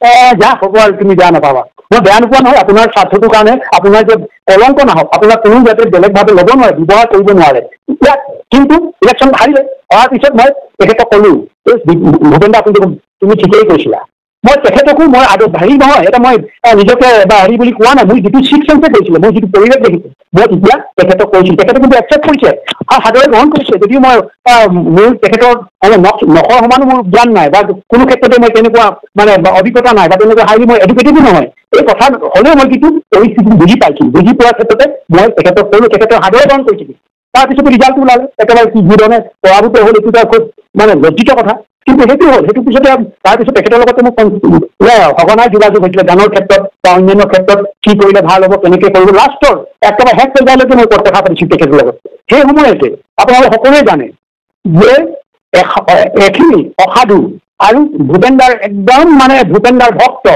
কেনেকুৱা ভক্ত আমি নাজানো কিন্তু তেখেত বুঢ়িয়া হৈ আছিলে আমি ষ্টাৰ চিমেণ্ট আৰু কাৰ্কাৰ কোম্পানী চিমেণ্টৰ পাল্টি উঠাই ইমান মানে তেখেতৰ কৰুণ দৃষ্টিৰে চাইছে মানে মানুহলৈ যেতিয়া পাল্টি উঠাই লৈ গৈছে তেখেতৰ অসুস্থ হৈ চকুকেইটাত মানে জলকলক কৰিছে তেখেতৰ স্বাস্থ্যটো যদি আমি অনুভৱ কৰিছিলোঁ তেখেত যে ৰুগীয়া হৈ কোনোবাই নিজৰ স্বাৰ্থত পাল্টিত উঠুৱাই দিছে উঠুৱাই এতিয়া শ্বুটিং কৰি আছে শ্বুটিং কৰি শেষ হোৱাৰ পিছতে মই ক'লো নাম নকওঁ ক'লো আপোনালোকে কিয় কৈছে এইটো ক'লে যে ভূপেন দাই এনেকুৱা তেনেকুৱা একদম ফাইনেন্সিয়েলি এনেকুৱা অৰ্থনৈতিকভাৱে জোৰা হৈছে আমাৰ উপায় নাই ভূপেন দাক ট্ৰিটমেণ্ট দিবৰ কাৰণে আমি এইটো কৰিলোঁ কিন্তু জনগণক আহ্বান এটা কৰিব লাগিছিলে আমাকো ক'ব লাগিছিলে আমি ক'ৰ পৰা হ'লেও কিবা কৰিলোঁ তেখেতৰ কাৰণে কিবা এটা কৰিলোঁ এতিয়া আমি কিন্তু বৰ ভুল কাম কৰিলোঁ আকৌ মই সেইটো টিভিটো দিছোঁ মই সেই কথাটো হেৰিটো কৈছোঁ মই সাংবাদিকক কৈছোঁ কোনো ক'ৰবাত লিখিছিল আৰু মই নিজে ব্যক্তিগত যিবিলাকে কেৱল মহিলা আছিলে পুৰুষ আছিলে সৰ্বান্ত পৰিয়ালে সকলোকো কৈছোঁ আপোনালোকে কিয় কৰিলে এইটো এনেকুৱা বিভিন্ন ধৰণৰ যুক্তি নহয় এতিয়া হৈ গ'ল এইটো উপায় নাই এনেকুৱা কৰিব লগা হৈ গ'ল সেইটো হৈছে মই ভূপেন দাৰ কথাও নিদিওঁ ভূপেন দাৰ এইটো এনেকুৱা আমাৰ অসমৰ মানুহে যেতিয়া শিল্পী জীয়াই থাকে জীৱিত হৈ থাকে সিহঁতক কিন্তু কেতিয়াও এই যে এনেকুৱা হ'লে এনেকুৱা ধৰণৰ হ'লে এই বিপদ হ'লে এনেকুৱা হ'ব পাৰে এই বিষয় গৈ আছে এনেকুৱা কৰিব নালাগে সেইটো আজিলৈকে কোনোৱে কোৱা নাছিলে মই জাতি কম সেইটো আহিলে প্ৰথম তাৰপিছতে আমাৰ বিপিন চাওডাঙৰ কথা এটা বিপিন চাওডাঙৰ মানুহে এইকাৰণে যুৱ চামৰ এইকাৰণে কৈছোঁ মই শিল্পীৰ বিৰুদ্ধত নহয় গায়কৰ বিৰুদ্ধত নহয় যিটো মই দেখিছোঁ বিপদত হ'লে মই প্ৰথমে মাত মাতিম এইটো বিপিন চাওডাঙৰ দেখিলোঁ সেই সময়ত বিপিনে গান এটা লিখিলোঁ যিটো সময়ত মানে গোটেই গানটো এখিনি বিৰুদ্ধ কৰিছে দুৰ্বাচন কৰিছে যে এই গানটোৰ কাৰণে কিয় বিপিনে কৰিলে গোটেই গাঁওবুঢ়া হওক ভিডিপি চব লগ লাগি তাৰ ওপৰত কেছ দিলে গোটেই হেঁচা মাৰিছে আনিব লাগে প্ৰচেছন হ'ল ইফালৰ পৰা ইফালে বিপিনে ক'ৰবাত মানে বিভিন্ন ধৰণৰ হাতু লগাই মোলৈ খবৰ এটা পঠালে যে দাদা মোক ৰক্ষা কৰক গুৱাহাটী মোক ৰক্ষা কৰক মোক চবেই একদম কৰিছে মই এতিয়া জেললৈ যাব লাগে কি কৰিব লাগে মই ক'লো ঠিক আছে চিন্তা কৰিব নালাগে তৈয়াৰটো কোনো ধৰণৰ সেই সংগীতৰ লগত যদি কাৰো কিবা ক্ষতি কৰিবলৈকে নহয় তেতিয়া মই প্ৰতিজন এতিয়া মুৰব্বীসকল ভিডিপি হওক গাঁওবুঢ়া হওক যিখিনি মুৰব্বী আছিলে মুৰব্বীখিনি লগ কৰি আমাৰ মানে দায়সকলে হয়তো ক'ৰবাত ভুল হ'ব পাৰে তোমালোকৰ অন্তৰত আঘাত লাগিব পাৰে কিন্তু এইটো বেয়াকে নলৈ নিজৰে ককাই ভাই হিচাপে ইয়াক প্ৰথমবাৰৰ কাৰণে মাফ কৰি দিব লাগে তাৰপিছতে সিহঁতি সকলোৱে কিন্তু একেলগতে লগ লাগি গুৱাহাটীত তাতে সিহঁতে ৰেষ্টুৰেণ্টে খালে না ভোজ ভাত খাই মিট মাত কৰিব তেতিয়া বিপিনে কৈছে মই শান্তি পালোঁ দাদা মই পঢ়াইটো মই বৰ শান্তি পালোঁ নহ'লে মোৰ নিচিনা লাগি গৈছে এনেকুৱা ধৰণৰ মই জেললৈ যালেতো মোৰ এই অৱস্থা হ'ব মই এই কৰিম মোৰ কেনেকুৱা ধৰণৰ মই লাজে অপমানে মই মৰিব লাগিব এই ধৰণৰ কৈছে সেইটো এটা বিপিনৰ কথা এইটোকে মই সিহঁতক সমাধান কৰিলোঁ সুন্দৰকে যিহেতু মই শিল্পী বা গায়কক কোনো ধৰণৰ বিপদত কৰিবলৈ মানে দিবলৈ নিবিচাৰোঁতো দ্বিতীয়তে আহিলে এতিয়া এইটো কিন্তু আৰু ভয়ংকৰ আপোনালোকে নিশ্চয় জানে পাপনৰ যেতিয়া এটা শ্ব'ত যি অঘটন ঘটিছিলে ইচ্ছাকৃতভাৱে কোনোবাই তাক এনেকুৱা ধৰণৰ প্ৰতিত কৰিলে প্ৰতিত কৰাৰ পিছত ঠিক দুদিন একেবাৰে কাৰো লগত নাই একেবাৰে আত্মহত্যা কৰাৰ নিচিনা অৱস্থাত আছিলে আত্মহত্যা কৰাৰ নিচিনা কাৰো লগতো ফোন নকৰে নকৰে নধৰে কাৰো ফোন নধৰে কৰে তেতিয়া কোনোবাই ঘৰৰ মানুহে ক'লে আৰু কাৰোবাৰ আমাৰ সাংবাদিকে জানে মই নাম নকওঁ এতিয়া সাংবাদিক একেবাৰে ভাই বুলি তাক মই এতিয়াও শ্ৰদ্ধা কৰোঁ মৰম কৰোঁ একেবাৰে মৰম তেনে কৰোঁ নামটো নকওঁ বা সাংবাদিকজনে ক'লে দাদা এইটো কওকচোন আপুনি ক'লে হয়তো বা কেছটো সমাধান হ'ব মোৰ যদি এইখিনি মোৰ কথাই যদি কেছটো সমাধান হয় আৰু কাক ক'ব লাগে মই জানো বাৰু তুমি কেছটো ক'ৰ পৰা ওলাইছে সেইটো ঠিকে আছে মই কেছটো চল্ভ কৰি লওঁ কেছটো চল্ভ কৰাৰ পিছত মই পাপনৰ লগত কথা পাতিম তাৰপিছত প্ৰথম কি নহয় আপুনি পাপনৰ লগত কথা পাতক পাপনৰ মেনেজাৰ কি আছিলে মই নাজানো নামটো মই মেনেজাৰ পালোঁ তুমি ক'ব দাদাই ফোন কৰিছোঁ কোৱা ফোন কৰি নাই ফোন হোৱা অৱস্থাত নাই বোলে একদম একেবাৰে কি কৰিব ক'ব পৰা নাই তাৰ মাত বোল নাই একেবাৰে গোটেই মমাহত হৈ গৈছে আৰু লাজে অপমানে থাকিব পৰা নাই কৈছোঁ কিবা ঘটনাও ঘটাই দিব তেনে কৈছে মেনেজাৰটোৱে তাৰপিছত কৈছে নহয় মোক দিয়া তুমি মোক মোৰ কথা কোৱা তেতিয়া মই ফোন কৰি যেতিয়া পালোঁ পাপন তুমি নাই দাদা মই মৰি যাওঁ লাগিছিল মই মৰি যাওঁ মই এতিয়া ফোন কৰিছোঁ এটালৈ তোমাৰ কাৰণে দিয়ে নেকি গোটেই হেৰিটো ক্ৰিয়েট কৰিছিলে, এই গোটেই পৰিস্থিতিটো ক্ৰিয়েট কৰিছিলে, আৰু এইটো তোমাক এনেকুৱা ধৰণৰ যে অপমানিত কৰিবলৈ বিচাৰিছিলে উদ্দেশ্য বহুত আছে। মই বুজাই দিম তাক, আজি এই কেছটো উঠাই ল'ব আৰু এইটো পৰা দূৰত এইটো নবজায় আৰু। মই লগে লগে ফোন কৰিলো অনবলে, অনব এতিয়া জীয়াই আছে, অনব জীয়াই আছে। মই অনবক ক'লো, অনব তুমি এইটো কৰি থাকিলো, দাদা নাই এইটো চুইচাইডো কৰিব পাৰে, অপমানিত যিভাৱে অপমানিত এইটো কৰিছে, এতিয়াই কৰা, এই মাত্ৰ কৰা বোলো। নাই মই এতিয়া কৰিছোঁ, উইদিন আধা ঘণ্টাত গোটেইটো অফ কৰি দিলে। এই কথাবিলাক আজি সাধাৰণ পাপনৰ যে ভক্ত বুলি কয়, পাপনৰ ভক্ত এইবিলাক কথা জানি আজি ক'ব লগা কৈছে, পাপন দিয়া আছে অৰ্ণৱ গোস্বামী। মই কৈছো এইটো কেছটো এতিয়া উঠাই লোৱা আৰু এতিয়া হেৰি কৰা, আৰু তুমি বাহিৰত পাপনক হেৰি কৰা, এইবিলাকৰ পৰা হেৰি ৰক্ষা কৰা মানে তুমি ক'ব লাগিব তুমি ভুল কৰিছা। লগে লগে কৈছে অৰ্ণৱ গোস্বামী, দাদা মই এতিয়াই কৈ আছো, আপুনি চিন্তা নকৰিব, মই খুব প্ৰথম গ'ল। তেতিয়া মানে হেৰিয়ত পাপনৰ মুখলৈ হাঁহি আহিছে। পাপনে কৈছে যে অশেষ ধন্যবাদ দাদা, আপুনি যিটো কৰিলে অশেষ ধন্যবাদ। আৰু সেই সময়ত পাপনৰ গোটেই অসমত তুলপা লাগিছে, পাপনৰ বিৰুদ্ধত ৰিল বনাইছে, পাপনৰ বিৰুদ্ধত বিভিন্ন ধৰণৰ একদম মানে টেলিভিশ্যন চেনেলবিলাকে বজাই আছে। তাতে কোনোবাই আহিছিলে নেকি, কোনোবা এজন শিল্পীয়ে কৈছিলে নে এই হেৰিয়ত অনবক কৈছিলে নে, I was the first man who talked অনব Goswami about that matter। এই কথাটো অসমৰ নতুন প্ৰজন্মই জানিবলৈ আছে। জুবিনৰ যেনেকৈ নতুন প্ৰজন্মই জানিবলৈ আছে, জুবিনৰ লগত আমাৰ কেনেকুৱা সম্বন্ধ আছিলে, কেনেকৈ আমি তাক ভাললৈ আনিব বিচাৰিছিলো, আমাতকৈ আৰু কোনোবাই যদি কৈছিলে আমাক চেলেঞ্জ কৰক, আমি এইটো কৈছো নতুন প্ৰজন্ম। আজি নতুন প্ৰজন্মই বিভিন্ন ধৰণৰ প্ৰশ্ন কৰিছে, প্ৰশ্ন সুধিছে, এইকাৰণে পাপনৰ কথাটো মই ক'বলৈ বাধ্য হলো, মানে আমাৰ মানে কি কয় বিপিনৰ কথাটো ক'বলৈ বাধ্য হলো, ভূপেন্দ্ৰৰ কথাটো ক'বলৈ বাধ্য হলো। এই মই প্ৰথম সংগঠনৰ হৈ সংযুক্ত মুক্তি বাহিনী অসমৰ হৈ অসম স্বাধীন হৈ মই প্ৰথম কৈছো, আৰু কথাটো চিৰ সত্য। আজি দুটা মানুহ জীয়াই আছে, বিপিন জীয়াই আছে, তাৰপিছতে আৰু অন্যান্য ভূপেন্দ্ৰৰ কথাটো যিসকলে এতিয়া আঁঠিৰ ওচৰত ভৰি দিছে তেখেতসকলো জীয়াই আছে, মই যদি তেখেতসকলক পোৱা নাই, মই কৈছো পেপাৰত চাওক।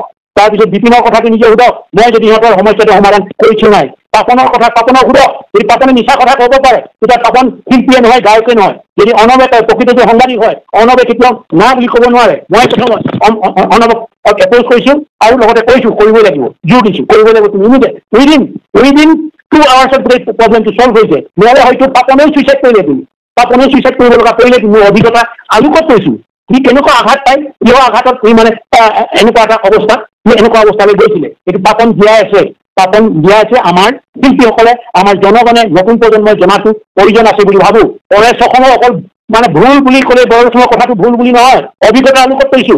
এই অভিজ্ঞতা তেখেতসকলৰ আছেনে নাই, যুৱ প্ৰজন্ম আছেনে নাই, কোনোবা শিল্পীক মৃত্যু মুখৰ পৰা বচাবৰ পৰা বা এনেকুৱা ধৰণৰ এটা মানে একেবাৰে জীৱনৰ মানে থকা নথকা মানে সংসাৰত থকা নথকাৰ অৱস্থা আছিলে সিহঁতৰ পাপনৰ, বিপিনৰ একে অৱস্থা আছিলে। তেনেকৈ সিহঁতক মই উদ্ধাৰ কৰি আনিছো। দুইজনে শিল্পী মানে জীয়াই আছে, গায়ক দুইজন গায়ক জীয়াই আছে, আৰু সৰহৰীয়া আজিও গান কৰি আছে। সেইবিলাকক সোধক, সিহঁতক সোধক।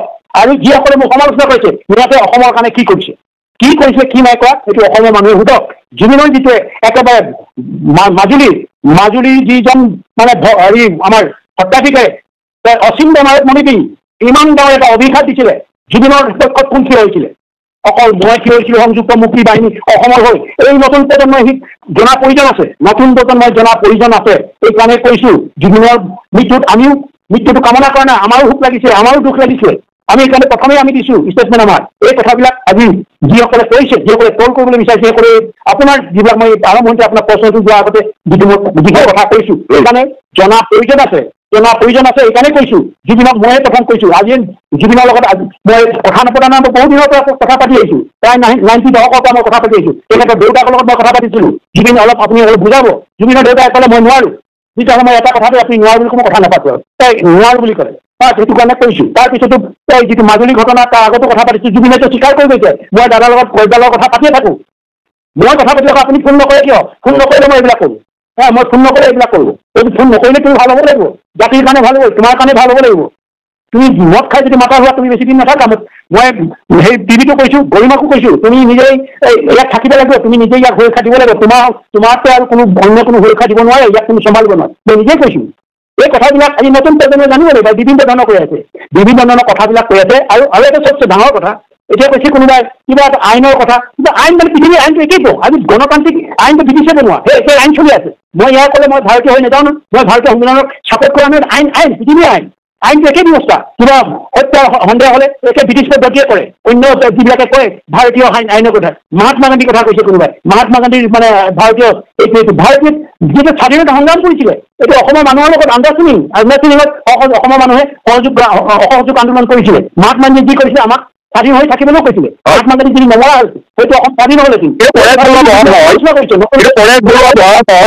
প্ৰশ্নটোলৈ মই আহিব বিচাৰিছো আপুনি শিল্পীৰ প্ৰতি ইমান দায়বদ্ধ হোৱাৰ পিছতো 90 দশকৰ পৰা আপুনি জুবিন গাৰ্গৰ সৈতে ককাই ভাই সম্পৰ্ক ৰখাৰ পিছতো আপুনি জুবিন গাৰ্গৰ ব্যক্তিত্বৰ কথা আপুনি জানে বুজে উপলব্ধি কৰে বুলি মই ভাবো কেনেকৈ ভাবিলে যে হতাশগ্ৰস্ত হ'ব পাৰে জুবিন কেনেকৈ ভাবিলে যে আত্মহত্যাৰ প্ৰৱণতা আহিব পাৰে জুবিনৰ গাত এই কথা অসমৰ মানুহে মানি লোৱা নাই ককাইদেউ অসমৰ মানুহে কেনেকৈ জানিব এইবিলাকৰ লগত অসমৰ মানুহে কোনোবা দিন চৰ্চা কৰিছে নেকি নিজৰ জীৱনটোৰ কথা জীৱন তেনেকুৱা সংঘাত পোৱাই নেকি আমি যিমান সংঘাত পাইছো আমাৰ জীৱনত যিমান সংঘাত পাইছো আজি যিবিলাকে ট্ৰল কৰিছে যিবিলাকে এটা একেবাৰে স্বচ্ছল অৱস্থা যি ঘৰৰ পৰা যি বিচাৰিছে তাকেই পাইছে এইবিলাকে একো তেনেকুৱা ধৰণৰ পোৱা নাই সংঘাত কিছুমান মানুহে সংঘাত এদিনতে পাব পাৰে এদিনতে তেনেকুৱা আত্মঘাতী মানে সিদ্ধান্ত ল'ব পাৰে কোনোবা হয়তো এসপ্তাহত ল'ব পাৰে কোনোবা হয়তো আমুকত ল'ব পাৰে কিন্তু কিছুমান প্ৰশ্ন এনেকুৱা ধৰণৰ আহিছে যে যিবিলাক প্ৰশ্ন আজি মানুহে সুধিছে যিবিলাক কৰিছে বা আমি তাৰ উত্তৰ দিবলৈ বিচাৰিছো গীতা চৌধুৰীৰ লগত যিবিলাক কথোপকথন কৰিছে কথাটো আগতে কোনোবাই কৈছে আপুনিও কৈছে যে মোৰ লগত কওঁতে এনেকুৱা হয়তো তেতিয়া সেইটো অৱস্থাত তেনেকুৱা এটা ফিলিংছ অহা নাছিলে এনেকুৱা এটা ফিলিংছ আহিব যিটো নেকি অন্তৰত খুবকে আঘাত পাইছে গভীৰভাৱে আঘাত পাইছে সেই আঘাতত হয়তো এনেকুৱা এটা পথ বাছি ল'ব পাৰে ককাইদেউ আপুনি এই কথাটো বিশ্বাস কৰে ককাইদেউ আপুনি এই কথাটো বিশ্বাস কৰে যে প্ৰত্যেকজন মানুহৰ জীৱনৰ হাঁহ হতাশা থাকে আপোনাৰ আছে মোৰ আছে বিভিন্ন মানুহৰ আছে আমি যেতিয়া সাক্ষাৎ গ্ৰহণ কৰো তেতিয়া মানুহৰ দুৰ্বলতা প্ৰকাশ কৰাটো এইবোৰ শিক্ষাত ব্যক্তিগত জীৱনত প্ৰতিজন মানুহৰে হাঁহ হতাশা থাকিব পাৰে কিন্তু জুবিন গাৰ্গ এনেকুৱা এটা চৰিত্ৰ যি সদায় আনক উৎসাহ দি যায় উৎসাহৰ বহুপথ হিচাপে সদায় জুবিন গাৰ্গ আমাৰ সন্মুখত থাকে সেই জুবিন গাৰ্গে হতাশাত পৰি আত্মহত্যাৰ দৰে পথ বান্ধি ল'ব পাৰে জাতীয় শব্দটো অসমীয়াই বিশ্বাস কৰিব নোৱাৰে ককাইদেউ এইটোতো মই জাষ্ট মই এতিয়া ভাৰতীয় আইন বা ভাৰতীয়সকলক মই উৎসাহিত কৰিবলৈ নাযাওঁ কিন্তু এনেকুৱা ধৰণৰ পৰিপ্ৰেক্ষিতত মই সুশান্ত ৰাজপুত বোলাজনী চবেই কৈছে এনেকুৱা হ'ল মাৰিলে তেনেকুৱা কৰিলে আমুকে মাৰিলে তামুকে মাৰিলে কৰোবাৰ এক্ট্ৰেছ কেইজনীমান নাম ওলাইছে সেইজনীও আছিলে এইজনীও আছিলে তাৰ পৰিৱেশত কি হ'ল চুইচাইডৰ ৰিপৰ্ট আহিব সম্পৰ্ক পৰেশ বৰুৱা আৰু জুবিন গাৰ্গৰ আছে সম্পৰ্ক অনুপম চক্ৰৱৰ্তীৰ লগত আছে ইউ ট্ৰাই টু আণ্ডাৰষ্টেণ্ড আপুনি জানিবলৈ হ'লে চব কথা এইটোৱে ভাই ককাই আমিতো চবেই ভাই ককাই কিন্তু কিছুমান বিচাৰ ব্যৱস্থা কিছুমান প্ৰক্ৰিয়াবিলাক চবৰ পৰা টানিব লাগিব পৃথিৱীৰ এই যে জাজবিলাকে যে বিভিন্ন কোৰ্টবিলাকত আমুক সময়ত আমুক জাজে এনেকৈ দিছিলে এই ক'ৰবাত বাহিৰত দিছিলে কয় তামিলনাডুৰ এটা ৰিফাইনেৰী দিব ইংলেণ্ডৰ এটা ৰিফাইনেৰী তেনেকৈ যুক্তি দৰ্শায় পৃথিৱীত তেনেকুৱা ঘটনাবিলাক তেনেকৈ চাব লাগিব অকল ভাই ককাইৰ ওপৰত কথা নহয়তো এই গোটেই পৰিৱেশ আপুনিও এই কথা স্বীকাৰ কৰি লয় ককাইদেউ যে মানসিকভাৱে তীব্ৰ শক্তিশালী আছিল জুবিন গাৰ্গ তীব্ৰ কেতিয়া শক্তি আছে কেতিয়া নাথাকিব পাৰে হঠাৎ দেখা যায় মানুহৰ এটা তীব্ৰ শক্তিশালী পজিশ্যনত আছে বা এনেকুৱা যুক্তিটো আমিতো ক'ব নোৱাৰো এনে কথোপকথনত মানে এইবিলাক নোলাব পাৰেতো কেতিয়াবা যিবিলাক প্ৰশ্ন উত্তৰ দিওঁতে যিবিলাক সেইটো চিকুৱেঞ্চ মিলাই সেইবিলাক নোলাবও পাৰে কিন্তু যিটো সময়ত হয়তো আপোনাৰ লগত যি সময় দিছে সেইখিনি আপুনি যিটো মানে উৎফুল্লিত কৰি যিবিলাক কথা সুধিছে কিন্তু সেই তাত নোলাবও পাৰেতো আপুনি তেনেকুৱা বেদনাৰ কথা সুধিছে নেকি অন্য কথা সোধা নাইতো আপুনি যি ধৰণে কৈছে সেইটো দুটা পইণ্টত একদম উৎসাহিত কৰিছে নিজৰ এই কথাটো কৈছে কিন্তু গীতা চৌধুৰীয়ে যিভাৱে কৈছে মই অকলশৰীয়া আজি মই অকলশৰীয়া এই কথাটো বেছি দিন নহয়তো আপোনাৰ যিটো ইণ্টাৰভিউ আছিলে কেইমাহমানৰ আগতে হৈছিলে কিন্তু গীতা চৌধুৰীৰ ঘটনাটো একেবাৰে সিদিনা কিন্তু কিছু মই অকলশৰীয়া আজিকালি মই অকলশৰীয়া এনেকুৱা কথা কৈছোতো এই কথাটোৰ পৰাতো কিছুমান কথা আহেতো কিছুমান কথা আহিব পাৰে নাহিব পাৰে কিন্তু আমিতো বহু বস্তু কিছুমান দেখিছো সেইটো আহিবও পাৰে আমি চেঞ্চত কৰিছিলো পাৰ্চেপশ্যন ভিত্তিত কৰিছো মই দাঁতিয়ে কৈছো নেকি কৰিবও পাৰে এইটো কথা থাকিবও পাৰে এই এংগলটো আহিবও পাৰে মানুহে যেনেকৈ কৈছে কোনোবা হত্যা হ'বও পাৰে হত্যা কৰিছে বুলি কোনোবা কৈছে পিছত আকৌ উল্টাই দিছে যে এইটো হত্যা মই এনেকৈয়ে কৈছিলো মুখ্যমন্ত্ৰীৰ কথাটো আমিতো কোৱা নাই হত্যা কৰিছে বুলি এনেকুৱা হ'ব পাৰে নেকি এংগলবিলাক যে গীতা চৌধুৰীটো কৈছে সেই এংগলটোৱে কৈছো ইয়াৰ কথাটো মানুহে বিচাৰি থাকিবলৈ যে হেৰিয়েনো যদি হত্যাই কৰিলে ছিংগাপুৰে যিয়ে কৰাইছে প্ৰবাসীক হেৰি ল'লে কি কয় সাক্ষী ল'লে সিহঁতে ভাষ্য ল'লে যদি ইয়াত কিবা ফাউল প্লে কৰিছিলে ব্যক্তিগতভাৱে তাকতো নিশ্চয় সিহঁতক যাব নিদিলে সিহঁতি যদি জড়িত থাকিলেহেঁতেন সিহঁতি যদি প্ৰত্যক্ষদৰ্শী হ'লহেঁতেন বা আছিলে কিন্তু সিহঁতি যে দেখিছিলে ঘটনাটো ইয়াৰ কাৰণে হ'ল শেষৰ কাৰণে হ'ল আমুকৰ কাৰণে হ'ল এই কিবা বা অমিত প্ৰভাৰ কাৰণে হ'ল আমুকৰ কাৰণে হ'ল এতিয়া ক'লেহেঁতেন কিন্তু যদি কিবা ক'লেহেঁতেন কোৱাত এইটোতো সিহঁতে দিলেহেঁতেন এই ইহঁতৰ কাৰণে কৰিলে এইটো কাৰণে এনেকুৱা হ'ল আৰু এতিয়া কিছুমান বস্তু আছে কিছুমান বিষয় আছে যে আমি তন্নতলৈকে চাব যিহেতু ভাৰতীয় আইন বুলি কথা নাই চব আইনেই চাবতো ছিংগাপুৰ আইনেও চাব ভাৰতীয় আইনেও ইংলেণ্ডৰ আইনেও আমেৰিকাৰ আইনেও একে ব্যৱস্থাই ল'বতো একেবাৰে তন্ন কৰি ল'ব, ইয়াতে সময় লাগিব, এই কথাটোৱে কৈছো। এইটো ভাৰতীয় আইনক কোনোবাই মই ছাপোৰ্ট কৰিছো বুলি কোনোবাই কৈ আছে, ভুল কৰিছে, হয়তো আপোনালোকেও ক'ব পাৰে যে মই ভাৰতীয় আইন পৃথিৱীৰ এইটো সৰ্বজন, এইটো চিষ্টেমে এইটো কোনো কিবা এটা সন্দেহ হ'লে এই প্ৰত্যেকে চাব, স্ক্ৰুটিনাইজ কৰিব, এই স্ক্ৰুটিনাইজ কৰিব, চুক কোন মাৰি চাব, চাৰ পিছতহে দিব। এতিয়া আমাৰ হৈছে বা যিবিলাক কৈছে জাজমেণ্ট লাগে, ন্যায় লাগে, হত্যা হ'লেতো ন্যায় দিব লাগিব। প্ৰথমে হত্যা হৈছে নে নাই এইটো কথা আনি ল'ব লাগিব না, হত্যা হৈছে নে নাই প্ৰুভ কৰিব লাগিব, এইটোৱে ল'ব লাগিব। তাৰ আগতে যদি আমাৰ ভিতৰত তৰ্ক বিতৰ্ক যুক্তি হয়, তাৰ যুক্তিটো নাথাকে, আৱেগিকভাৱে মই যদি অনুপম আমাৰ সাংবাদিক, চিনিয়ৰ সাংবাদিক, মই বকাই হৈ পিনি যদি মই ভাই কওক, মই যদি কমেইছো এইটো হ'বই লাগিব, এইটো ক'বলৈ মই কোৱা নাই। আৰু আমি কেৱল যুক্তিৰে গোটেই বিষয়টো বাৰ্তালাপ কৰিছো, যুক্তিৰে বাৰ্তালাপ কৰিছো। আৰু সেই বাৰ্তালাপত মোৰ দ্বিতীয় প্ৰশ্ন হয়, আপোনাৰ পৰা দ্বিতীয় প্ৰশ্নটো এতিয়া জানিব খুজিছো। আপুনি কৰবাত কৈছে যে শ্যামকানু মহন্ত, সিদ্ধাৰ্থ এই ধৰণৰ মানুহবিলাকে জুবিনৰ হত্যাৰ লগত জড়িত নহ'বও পাৰে বা মৃত্যুৰ লগত জড়িত নহ'বও পাৰে। অসমৰ মানে কি হৈ আছে, মই এই কথাটো আপোনাক জনাই দিছো। লগত সেয়া হৈছে যে এটা দীঘলীয়া সময় ধৰি শ্যামকানু মহন্ত বা সিদ্ধাৰ্থ ইত্যাদিয়ে জুবিন গাৰ্গক ব্যৱহাৰ কৰি আছে, জুবিন গাৰ্গৰ সৰলতাৰ সুযোগ লৈ আছে, বেপাৰী মনোভাৱেৰে ব্যৱহাৰ কৰিছে, ধন নিদিয়ে, শোষণ কৰিছে, আৰু শোষণ কৰি এটা পৰ্যায়লৈ লৈ যোৱা হৈছে। মই ভাবো মৃত্যু মুখত পৰাৰ পূৰ্বে এই যি দীঘলীয়া শোষণ, 10 বছৰ ধৰি দীঘলীয়া শোষণ, ইও এক প্ৰকাৰ এক ডাঙৰ অপৰাধ নহয়নে পৰেশ বৰুৱা মহাশয়? এইটো প্ৰমাণ হ'ব লাগিব, মানে মানুহে জানিব লাগিব যে ইনকুৱাৰী কৰি আছে না, ইনকুৱাৰী শোষণ এতিয়া সেই শোষণ ইমান দিন যিবিলাক মানুহে দেখিছিলে, জুবিনক যদি ইমানে ভাল পাইছে, জুবিনক শোষণ কৰি আছিলে, এই মানুহখিনি ক'ব লাগেতো, জনগণৰ ওচৰত দাঙি ধৰিব লাগিছিলে। জানি ইমান দিন কেলে আমি কৈছো না, আমাৰ মৃত্যুৰ পিছতে হয়তো ভূপেন দাই যেতিয়া পালকিত উঠাইছে, এইখিনি মানে শোষণ নিজৰ স্বাৰ্থতে উঠাইছিলে, নিজৰ স্বাৰ্থতে মাল্টিনেশ্যনেল কোম্পানীবিলাকৰ লগত, চিমেণ্ট কোম্পানীৰ লগত এই যে পালকিত উঠাইছিলে, মুৰ্মুখ অৱস্থাত উঠাইছিলে, সেইটোতো আপুনি নাহে কেলে, মই কেলে দিছো, উদাহৰণটো কেলে দিছো, এই কথাখিনি আপোনালোকে জানি লওক। মই কেলে কৈছো কথাবিলাক, নতুন প্ৰজন্মই নেজানে কেলে, নতুন প্ৰজন্মই জানিব লাগিব। নেজানিলে সিহঁতে আমাক গালি ভুল কৰি থাকিব, আমুকে এনেকে কৈছে, তামুকে এনেকে কৈছে, এনেকুৱা ধৰণৰ এক পক্ষ হৈছে। মই পলিটিক্স নহয়তো, মই পলিটিক্স নকৰো, পলিটিক্স কৰাৰ প্ৰয়োজন নাই। মই পলিটিকেল লিডাৰৰ পৰা মোক প্ৰয়োজন নাই, সহায় নালাগে মোক। আমি নিজেই নিজৰ ভৰিত থাকিব পৰা ক্ষমতা আছে। আলফা নিজৰ ভৰিত থিয় হৈ মানে থাকিব পৰা ক্ষমতা আছে। নিজৰ ঘামেৰে খেতি কৰি ল'ৰাই ভাত খাব পাৰিছে, নিজৰ ঘামে নিজে শাক পাচলি কৰি মানে সিহঁতৰ ফল মূল নিজেই মানে উৎপন্ন কৰিব পাৰিছে। আমি নিজেই পাৰো, চব নিজেই কৰিছো আমি। এই কথাটো কিছুমানে বিভিন্ন ধৰণৰ প্ৰকাৰে ভুল কৰি থকাৰ কাৰণে আজি ক'ব লগা পৰিছিলো। আৰু বাস্তৱতা হ'ব লাগিব, যুক্তিপাতি হ'ব লাগিব। এইবিলাক যদি চাইছে কিবা আজি SIT ওলাইছে, কিবা আছে, ইয়াত এইটো নাম দিছে, চবতে আছে, বেলেগ নামেৰে এইটো ইনকুৱাৰী কৰে। এনেকুৱাতে ইনকুৱাৰী কৰিছে, কৰাতে মাতি আছে, সেইটো চবকে মাতিব, কাৰ লগত জানি ল'ব লাগিব, চবকে আনি কিয় মাতিছে, কিয় দিলে সন্দেহটো আহি গৈছেতো। কেনেকে কি হ'ব, ক'ৰ পৰা আহিছে, মানুহক লাগে ন্যায় বুলি কৈছে। ন্যায়টো এনেই দিব পাৰিব নেকি? কোনোবা এটা জাজমেণ্টে এনেই দিব, জাজে এনেকে ন্যায় এটা দিব নোৱাৰেতো। এইটো ব্ৰিটিছত হ'লে একেটাই কৰিব, একেটা পদ্ধতিয়ে ল'ব, আমেৰিকাত হ'লে একেটা পদ্ধতিয়ে ল'ব, ছিংগাপুৰত হ'লে একেটা পদ্ধতিয়ে ল'ব। এই কথাটোৱে মই ক'ব গৈছো যে ন্যায়টো দিব না ন্যায় মানে কিহৰ ন্যায়? হত্যা ন্যায়। এতিয়া মানুহে বিচাৰে হত্যা ন্যায়, হত্যাটো আমাক প্ৰুভ কৰি দিব লাগিব না। হত্যা কথা কোনে কয়? যি ইনকুৱাৰী কৰি আছে, এইটো ভাৰতীয় নালাগে, ছিংগাপুৰ নালাগে, যিয়ে নকব লাগে, এটা বিভাগে কৰিছেতো, এখন দেশে কৰিছে। এই দেশ ভাৰত এখন দেশ হ'লেও, উপনিবেশ দেশ হ'লেও আমি সেইটো দেশে কৰিছে, কিন্তু সেইটো আইনে কৰিছে। কৰাটো যেতিয়া আহক, সেইটো প্ৰুভ কৰিব লাগিব না, স্ক্ৰুটিনাইজ কৰি। আপুনি এইটো কথাও চাগে মানি লয় যে জুবিন গাৰ্গৰ মৃত্যুৰ যিটো কাৰণ, সেই কাৰণটো উদঘাটন হ'ব লাগে। কি কাৰণে জুবিন গাৰ্গৰ মৃত্যু হ'ল, এতিয়ালৈকে সেইটো উদঘাটন হোৱা নাই। এইটো ওপৰতে কৈছোতো, এইটো আমি ৰহস্য বুলি কৈছোতো। ৰহস্য বুলি ক'লে মানে মানুহ হত্যা কৰিছে, এই ৰহস্যটো এনেকুৱা হত্যা বুলি এইখিনিয়ে কৈছে, এনেকে কোনোবা মাৰিব পাৰে, 20 খুৱাই মাৰিব পাৰে, 30 খুৱাই মাৰিব পাৰে, এনেকুৱা ধৰণৰ কথা ওলায়। তাৰ বিপৰীতে বস্তু এইটো কাৰণে এইটো হ'ব পাৰে নেকি? ফাৰ্ষ্ট কুৱেশ্যন বিলাক আছে, এনেকুৱা হৈছে কিবা কিবি, বা টেলিফোনত ওলাইছে, টেলিফোনটো এতিয়া কমিউনিকেশ্যন কৰা নাই, টেলিফোন পাব্লিক কনজাম্পশ্যনৰ কাৰণেতো টেলিফোনটো এৰি দিয়া নাইতো, বা কোনোবা যিমানখিনি যি হৈ আছে, এতিয়া গোটেইখিনি বস্তু যেতিয়া ওলাব, তেতিয়া হয়তো ক'ৰবাত ওলাবও পাৰে। ওলাব বুলি কোনো ক'ব নাই, মোৰটোতে মই ৰাইট বুলি কৈছো, মোৰটো নহয় অন্য এটা হ'ব পাৰে, হত্যাটো ওলাব, তেতিয়াহে ন্যায়টো ওলাব। এইকেইটা প্ৰুভ কৰিব লাগিব, কি হৈছে, কি হোৱা নাই। আৰু এইটো আমি আমাৰ পাৰ্চেপশ্যন ভিত্তিৰ পৰা কৈছো, কি কাৰণে কৈছো, এইটো কাৰণে হ'ব পাৰে নেকি? ৰহস্য শব্দটো আৰু হত্যা শব্দটো ৰহস্যৰ পৰা ওলাইছেতো। ৰহস্য শব্দটো কিয় কাৰণে? কোনোবাকে যে হত্যা হৈছে, কোনোবাই পানীত হেৰি হৈছে, ড্ৰাউনিং হৈ মৃত্যুবৰণ কৰিছে, কোনোবাই বিষ হোৱাই কৰিছে, এইটো ৰহস্য মানে ৰহস্যতে ঘেৰাই আছেনে নাই?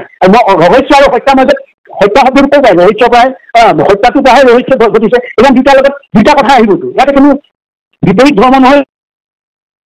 মোৰ শেষ প্ৰশ্ন পৰেশ বৰুৱা মহাশয়, মোৰ শেষ প্ৰশ্ন, আপুনি কৈছেই যে 90 দশকৰ পৰা জুবিন গাৰ্গৰ সৈতে আপুনি সম্পৰ্ক ৰাখিছে, আনকি আপুনি এই কথাও কৈছে জুবিন গাৰ্গে বহু সময়ত কৈছে যে আপুনি ফোন কৰা নাই সেইকাৰণে মই উৎপাত কৰিছো, তেওঁ আপুনি বহুদিন ধৰি ফোন কৰা নাই। ইয়াৰ পৰা আমি বুজো যে জুবিন গাৰ্গৰ সৈতে আপোনাৰ যিটো সম্পৰ্ক ইয়াত আৱেগো আছে, বাস্তৱো আছে, আৰু আপুনি আপোনাৰ ভাইক শুদ্ধ কৰিবলৈ কৰা এটা চেষ্টাও তাৰ লগত আছে, মই এই কথা স্বীকাৰ কৰি লৈছো।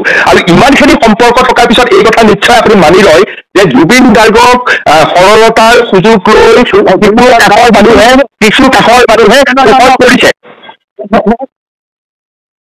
নহয় এতিয়া কথাটো এতিয়া আপুনি কি কয়, মই যে এতিয়া কৈছো নে গৰিমা দাসে ছিংগাপুৰৰ ভিছা নাপালে, সেইটোতে মোৰ বিশ্বাস নহয়তো, মোৰ বিশ্বাস হ'ব নেকি? মই ছিংগাপুৰৰ ভিছা নাজানো নেকি? মই এতিয়া আজিহে কিছুমান মই 90 দশকতে মই ছিংগাপুৰৰ ভিছা কেনেকে ল'ব লাগে নিশ্চয় 90 দশকতে মই ছিংগাপুৰৰ আইনৰ লগতো ফেচ কৰিছো, আইনৰ লগতো ফেচ কৰিছো ছিংগাপুৰৰ 90 দশকতে। মই এতিয়া কমিউনিকেশ্যন কৰিব ফেচ কৰিছো মানে কোনো তাত ক্ৰাইমো নহয়, কিছুমান কথা জনা বা কিছুমান কোনোবাই কিবা অন্য দেশৰ মানুহ কিবা দেশৰ মানুহ হয়তো কোনোবাই উলিয়াই দিব পাৰে, তেনেকুৱা ধৰণৰ বহুত পোষ্ট কৰাও পাইছো, কিন্তু আমি আইনবিলাক জানিছো কি সুন্দৰ ব্যৱহাৰ কৰে, কেনেকৈ আমাক মানে হেৰি কৰে, হয়তো ভেলিড ডকুমেণ্ট দেখায়, সেইটো মোৰ ভেলিড ডকুমেণ্ট একো নহয়, মই জেনুইন বাংলাদেশী। এনেকুৱা ধৰণৰ মই পাইছো ন ছিংগাপুৰতে মই 90 দশকতে মই এইবিলাক পাইছিলো, পোৱাৰ কাৰণেতো মই কৈছো, মই জানো, জনাৰ বিষয়টোৱে মই কৈছো। আৰু এই কথাবিলাক ওলাওঁতে স্বতন্ত্ৰ কেন্দ্ৰকৈ জানিবৰ কাৰণে অপেক্ষা কৰিব লাগে, অধি আগ্ৰহ আছে, কিন্তু ইয়াৰ কাৰণে অপেক্ষা কৰিব লাগিব, অপেক্ষা কৰিলেই ইয়াতো দূৰ কৰিব। আৰু এতিয়া কিছুমানে কৈছে যে এইটো হত্যা বা টেণ্ডেঞ্চি বা আত্মহত্যা এইটো হ'ব পাৰে নেকি, বা এনেকুৱা ধৰণৰ কৈছে 3 দিনৰ আগতে বহু কাজিয়া হৈছে বুলি কৈছে। এতিয়া নামবিলাক যদি মোক যদি হয় নামবিলাক বা কৰিব বিচৰা নাই, আৰু যিবিলাকৰ যিবিলাক সূত্ৰ একদম বিশ্বস্ত সূত্ৰ, যিবিলাকে একদম চব জানে, গোটেই তলানলা ভিতৰে বাহিৰে চব তলানলা জানে, সেইবিলাকৰো এতিয়া কিছুমান এনেকুৱা ধৰণৰ মেছেজ গৈছে, আদান প্ৰদান কৰিছে সিহঁতৰ ঘৰৰ ভিতৰতে, এই ভিতৰত ঘৰবিলাকতো জানে, নহ'লে মোৰ এইবিলাক কথা কিয় মাতিব যায়, এতিয়া ফাইনেন্সিয়েল কৰাপশ্যন কি হৈছে কি নাই সিহঁতে জানিব, ঘৰৰ মানুহে জানিব, এইবিলাক আমাক জানিবৰ কাৰণে দিছিল, আমাক জানিবৰ কাৰণে দিয়া নাই, একোৱে দিয়া নাই। এতিয়া মানুহে যিমানে এইবিলাক সৰলীকৰণ হ'ব যে এইটো হয় ৰহস্যটো এনেকুৱা যদি সিহঁতে ৰাষ্ট্ৰপক্ষ বা ভাৰতীয় আইনত এইটো মানা আছে দিবলৈ, এইটো অকল এজন পৰিয়ালৰ বাহিৰে জানিব, এতিয়া পৰিয়ালে ক'ব নকৰে, নিজৰ সহধৰ্মণি ক'ব নকৰে, এইবিলাক কথাটো আহি পৰিছে, সেইকাৰণে মানুহৰ বেছি ৰহস্য ঘনীভূত হৈছে, চিধা চিধি হোৱা নাই।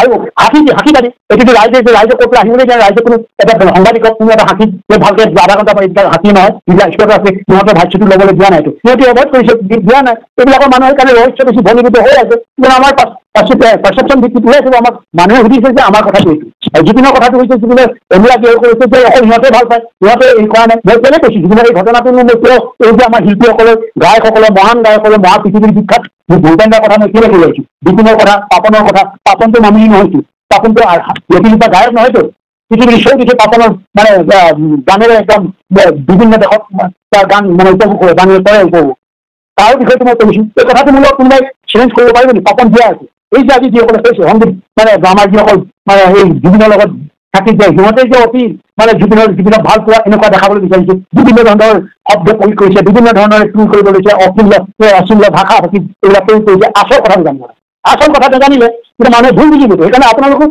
গোটেই বস্তুটো কাটি নহয়, ইয়াত মই যি কৈছো আপুনি সময় ল'লে পাঠটো পঠাব। কি আহ্বান জনাই নিশ্চয় অসম্পাদিত ৰূপত আপোনাৰ এই কথা মই প্ৰকাশ কৰিম। শেষত একেবাৰে শেষ বাক্য, নতুন প্ৰজন্মক কি আহ্বান জনাইছে? নতুন প্ৰজন্ম এইকাৰণে কৈছো, নতুন প্ৰজন্মই মই এটা এইটো অকল আহ্বানে নহয়, মই ক'ব লাগিব, নতুন প্ৰজন্ম এইকাৰণে কৈছো, আমাৰ সংযুক্ত মুক্তি বাহিনী অসম আছিলে আগতে, অসম যেতিয়া ডিফাৰ্ম হৈছে তাৰ আগতেই আমাৰ সংযুক্ত মুক্তি বাহিনী অসম স্বাধীন জন্ম হৈছে, এই গোটেই প্ৰক্ৰিয়াটো জড়িত থকা কিমানসকল অগ্ৰগামী মানে যিসকলে এই মানে আৰম্ভণিতে জড়িত আছিলে, আৰু তাৰ পৰৱৰ্তী যিসকল আমাৰ সদস্য বিষয়া জড়িত হৈছিলে, সিহঁতে এটা বনাঢ্য এটা মানে কি কয় জীৱন কাহিনী আছে। মেক্সিমাম মানে আমাৰ যিসকল অগ্ৰজ আছিলে, আমি আছিলো, সেইসকলৰ কিন্তু এটা আমাৰ নতুন প্ৰজন্মই জনা প্ৰয়োজন আছে। এইসকল মানুহক আপোনালোকে আলফা বুলি কাকো গালি পাৰিব নোৱাৰে, আলফাৰ অৱদানৰ কাৰণে সেই যিসকল মানে 70 দশকত যিটো আন্দোলন হৈছিলে, শোধনাগাৰ হৈছিলে, মানে ভাষা আন্দোলন হৈছিলে বা মাধ্যম আন্দোলন হৈছিলে, এইবিলাকত জেলত গৈ CRP মাৰ খাই গুণ্ডাগুল হৈ আহিছিলে, আমি নিজে হৈ আহিছিলো 70 দশকৰ পৰা, তাৰ আগৰ পৰা আছিলো। তাৰপিছতে শোধনাগাৰ আন্দোলনৰ কাৰণে কেনেকুৱা সংগ্ৰাম কৰিছিলো, এই সংগ্ৰামতে শোধনাগাৰ আজি যি মানে শোধনাগাৰ আহিলে, কিবা কিবি আহিলে, বহু কিবা কিবি চব সংগ্ৰাম কৰি আহিছিলো আমাৰ সংযুক্ত মুক্তি বাহিনী সদস্যসকল, তেওঁলোকৰ আছু আছিলে। তাৰপিছতে জনসংগ্ৰাম কি কয় কি হয় আছুৰ লগত পিছতে আৰু ডাঙৰ বিদেশী আন্দোলন, তাতো এইবিলাকৰ লগতে আমি ওতঃপ্ৰোতভাৱে একেবাৰে ঘাম পেলাইছো, আছুৰ মানে যিটো উদ্দেশ্যত উপনীত হ'বৰ কাৰণে আমিতো আলফা একেবাৰে ভেংগাৰ্ড অন্তত আছিলো। এই কথাটো নতুন প্ৰজন্ম যায়, তাৰপিছতে চুক্তি হোৱাৰ পিছতে কিমান কি আহিলে, এই হেৰিয়া নুমলীগড় ৰিফাইনেৰী কিবা কিবি এইবিলাকে চাকৰি কৰিব পালে আৰু অন্যান্য যিবিলাক সেই চুক্তি অনুযায়ী পাই আহিছিলে অকল বিদেশীখিনি খেলাব পৰা নাছিল ইকনমিক ইয়াত ইণ্ডাষ্ট্ৰী কিবা কিবি সকলো এই আন্দোলনৰ ফচল আজি নতুন প্ৰজন্মই বিভিন্ন ধৰণৰ প্ৰশ্ন কৰিছে আলফাই কি কৰিলে আলফাই দি গৈছে বহুত আলফাই দি গৈছে আৰু শেহতীয়াকৈ কওঁ আজি নতুন প্ৰজন্মই আমাৰ এই কণমানি আমাৰ ছোৱালী এগৰাকীয়ে হয়তো হাইলি এডুকেটেড টেলেণ্টেড তাই খুব ছুটি মধুৰ কিছুমান মোলৈ প্ৰশ্ন কৰিছে ভালকৈ বিপ্লৱী মডুলো বনাইছে তাক মই কওঁ আমি কি কৰিছো আলফাই সিদিনা আগৰখিনিতো কৰি গলো কিহৰ কেনেকৈ আমি আলফা নেতাসকলে কি ধৰণে আমি এতিয়া নতুন এটা কথা কওঁ নতুন আমি যিগৰাকী কণমানি আমাৰ অতি প্ৰায় 16-17 বছৰ হ'ব তাই খুব সুন্দৰ মানে এটা ৰিল কৰিছিলে বা এটা মানে মোৰ প্ৰশ্ন কৰিছিলে তাইক মই জনাব বিচাৰিছোঁ খুব মৰমেৰে জনাওঁ খুব স্নেহে জনাবলৈ বিচাৰিছোঁ যে এই অতি সম্প্ৰতি আমাৰ নতুন প্ৰজন্মৰ কাৰণে যিটো টাটা ছেমি কণ্ডাক্টৰ যিটো প্ৰজেক্ট আহি আছে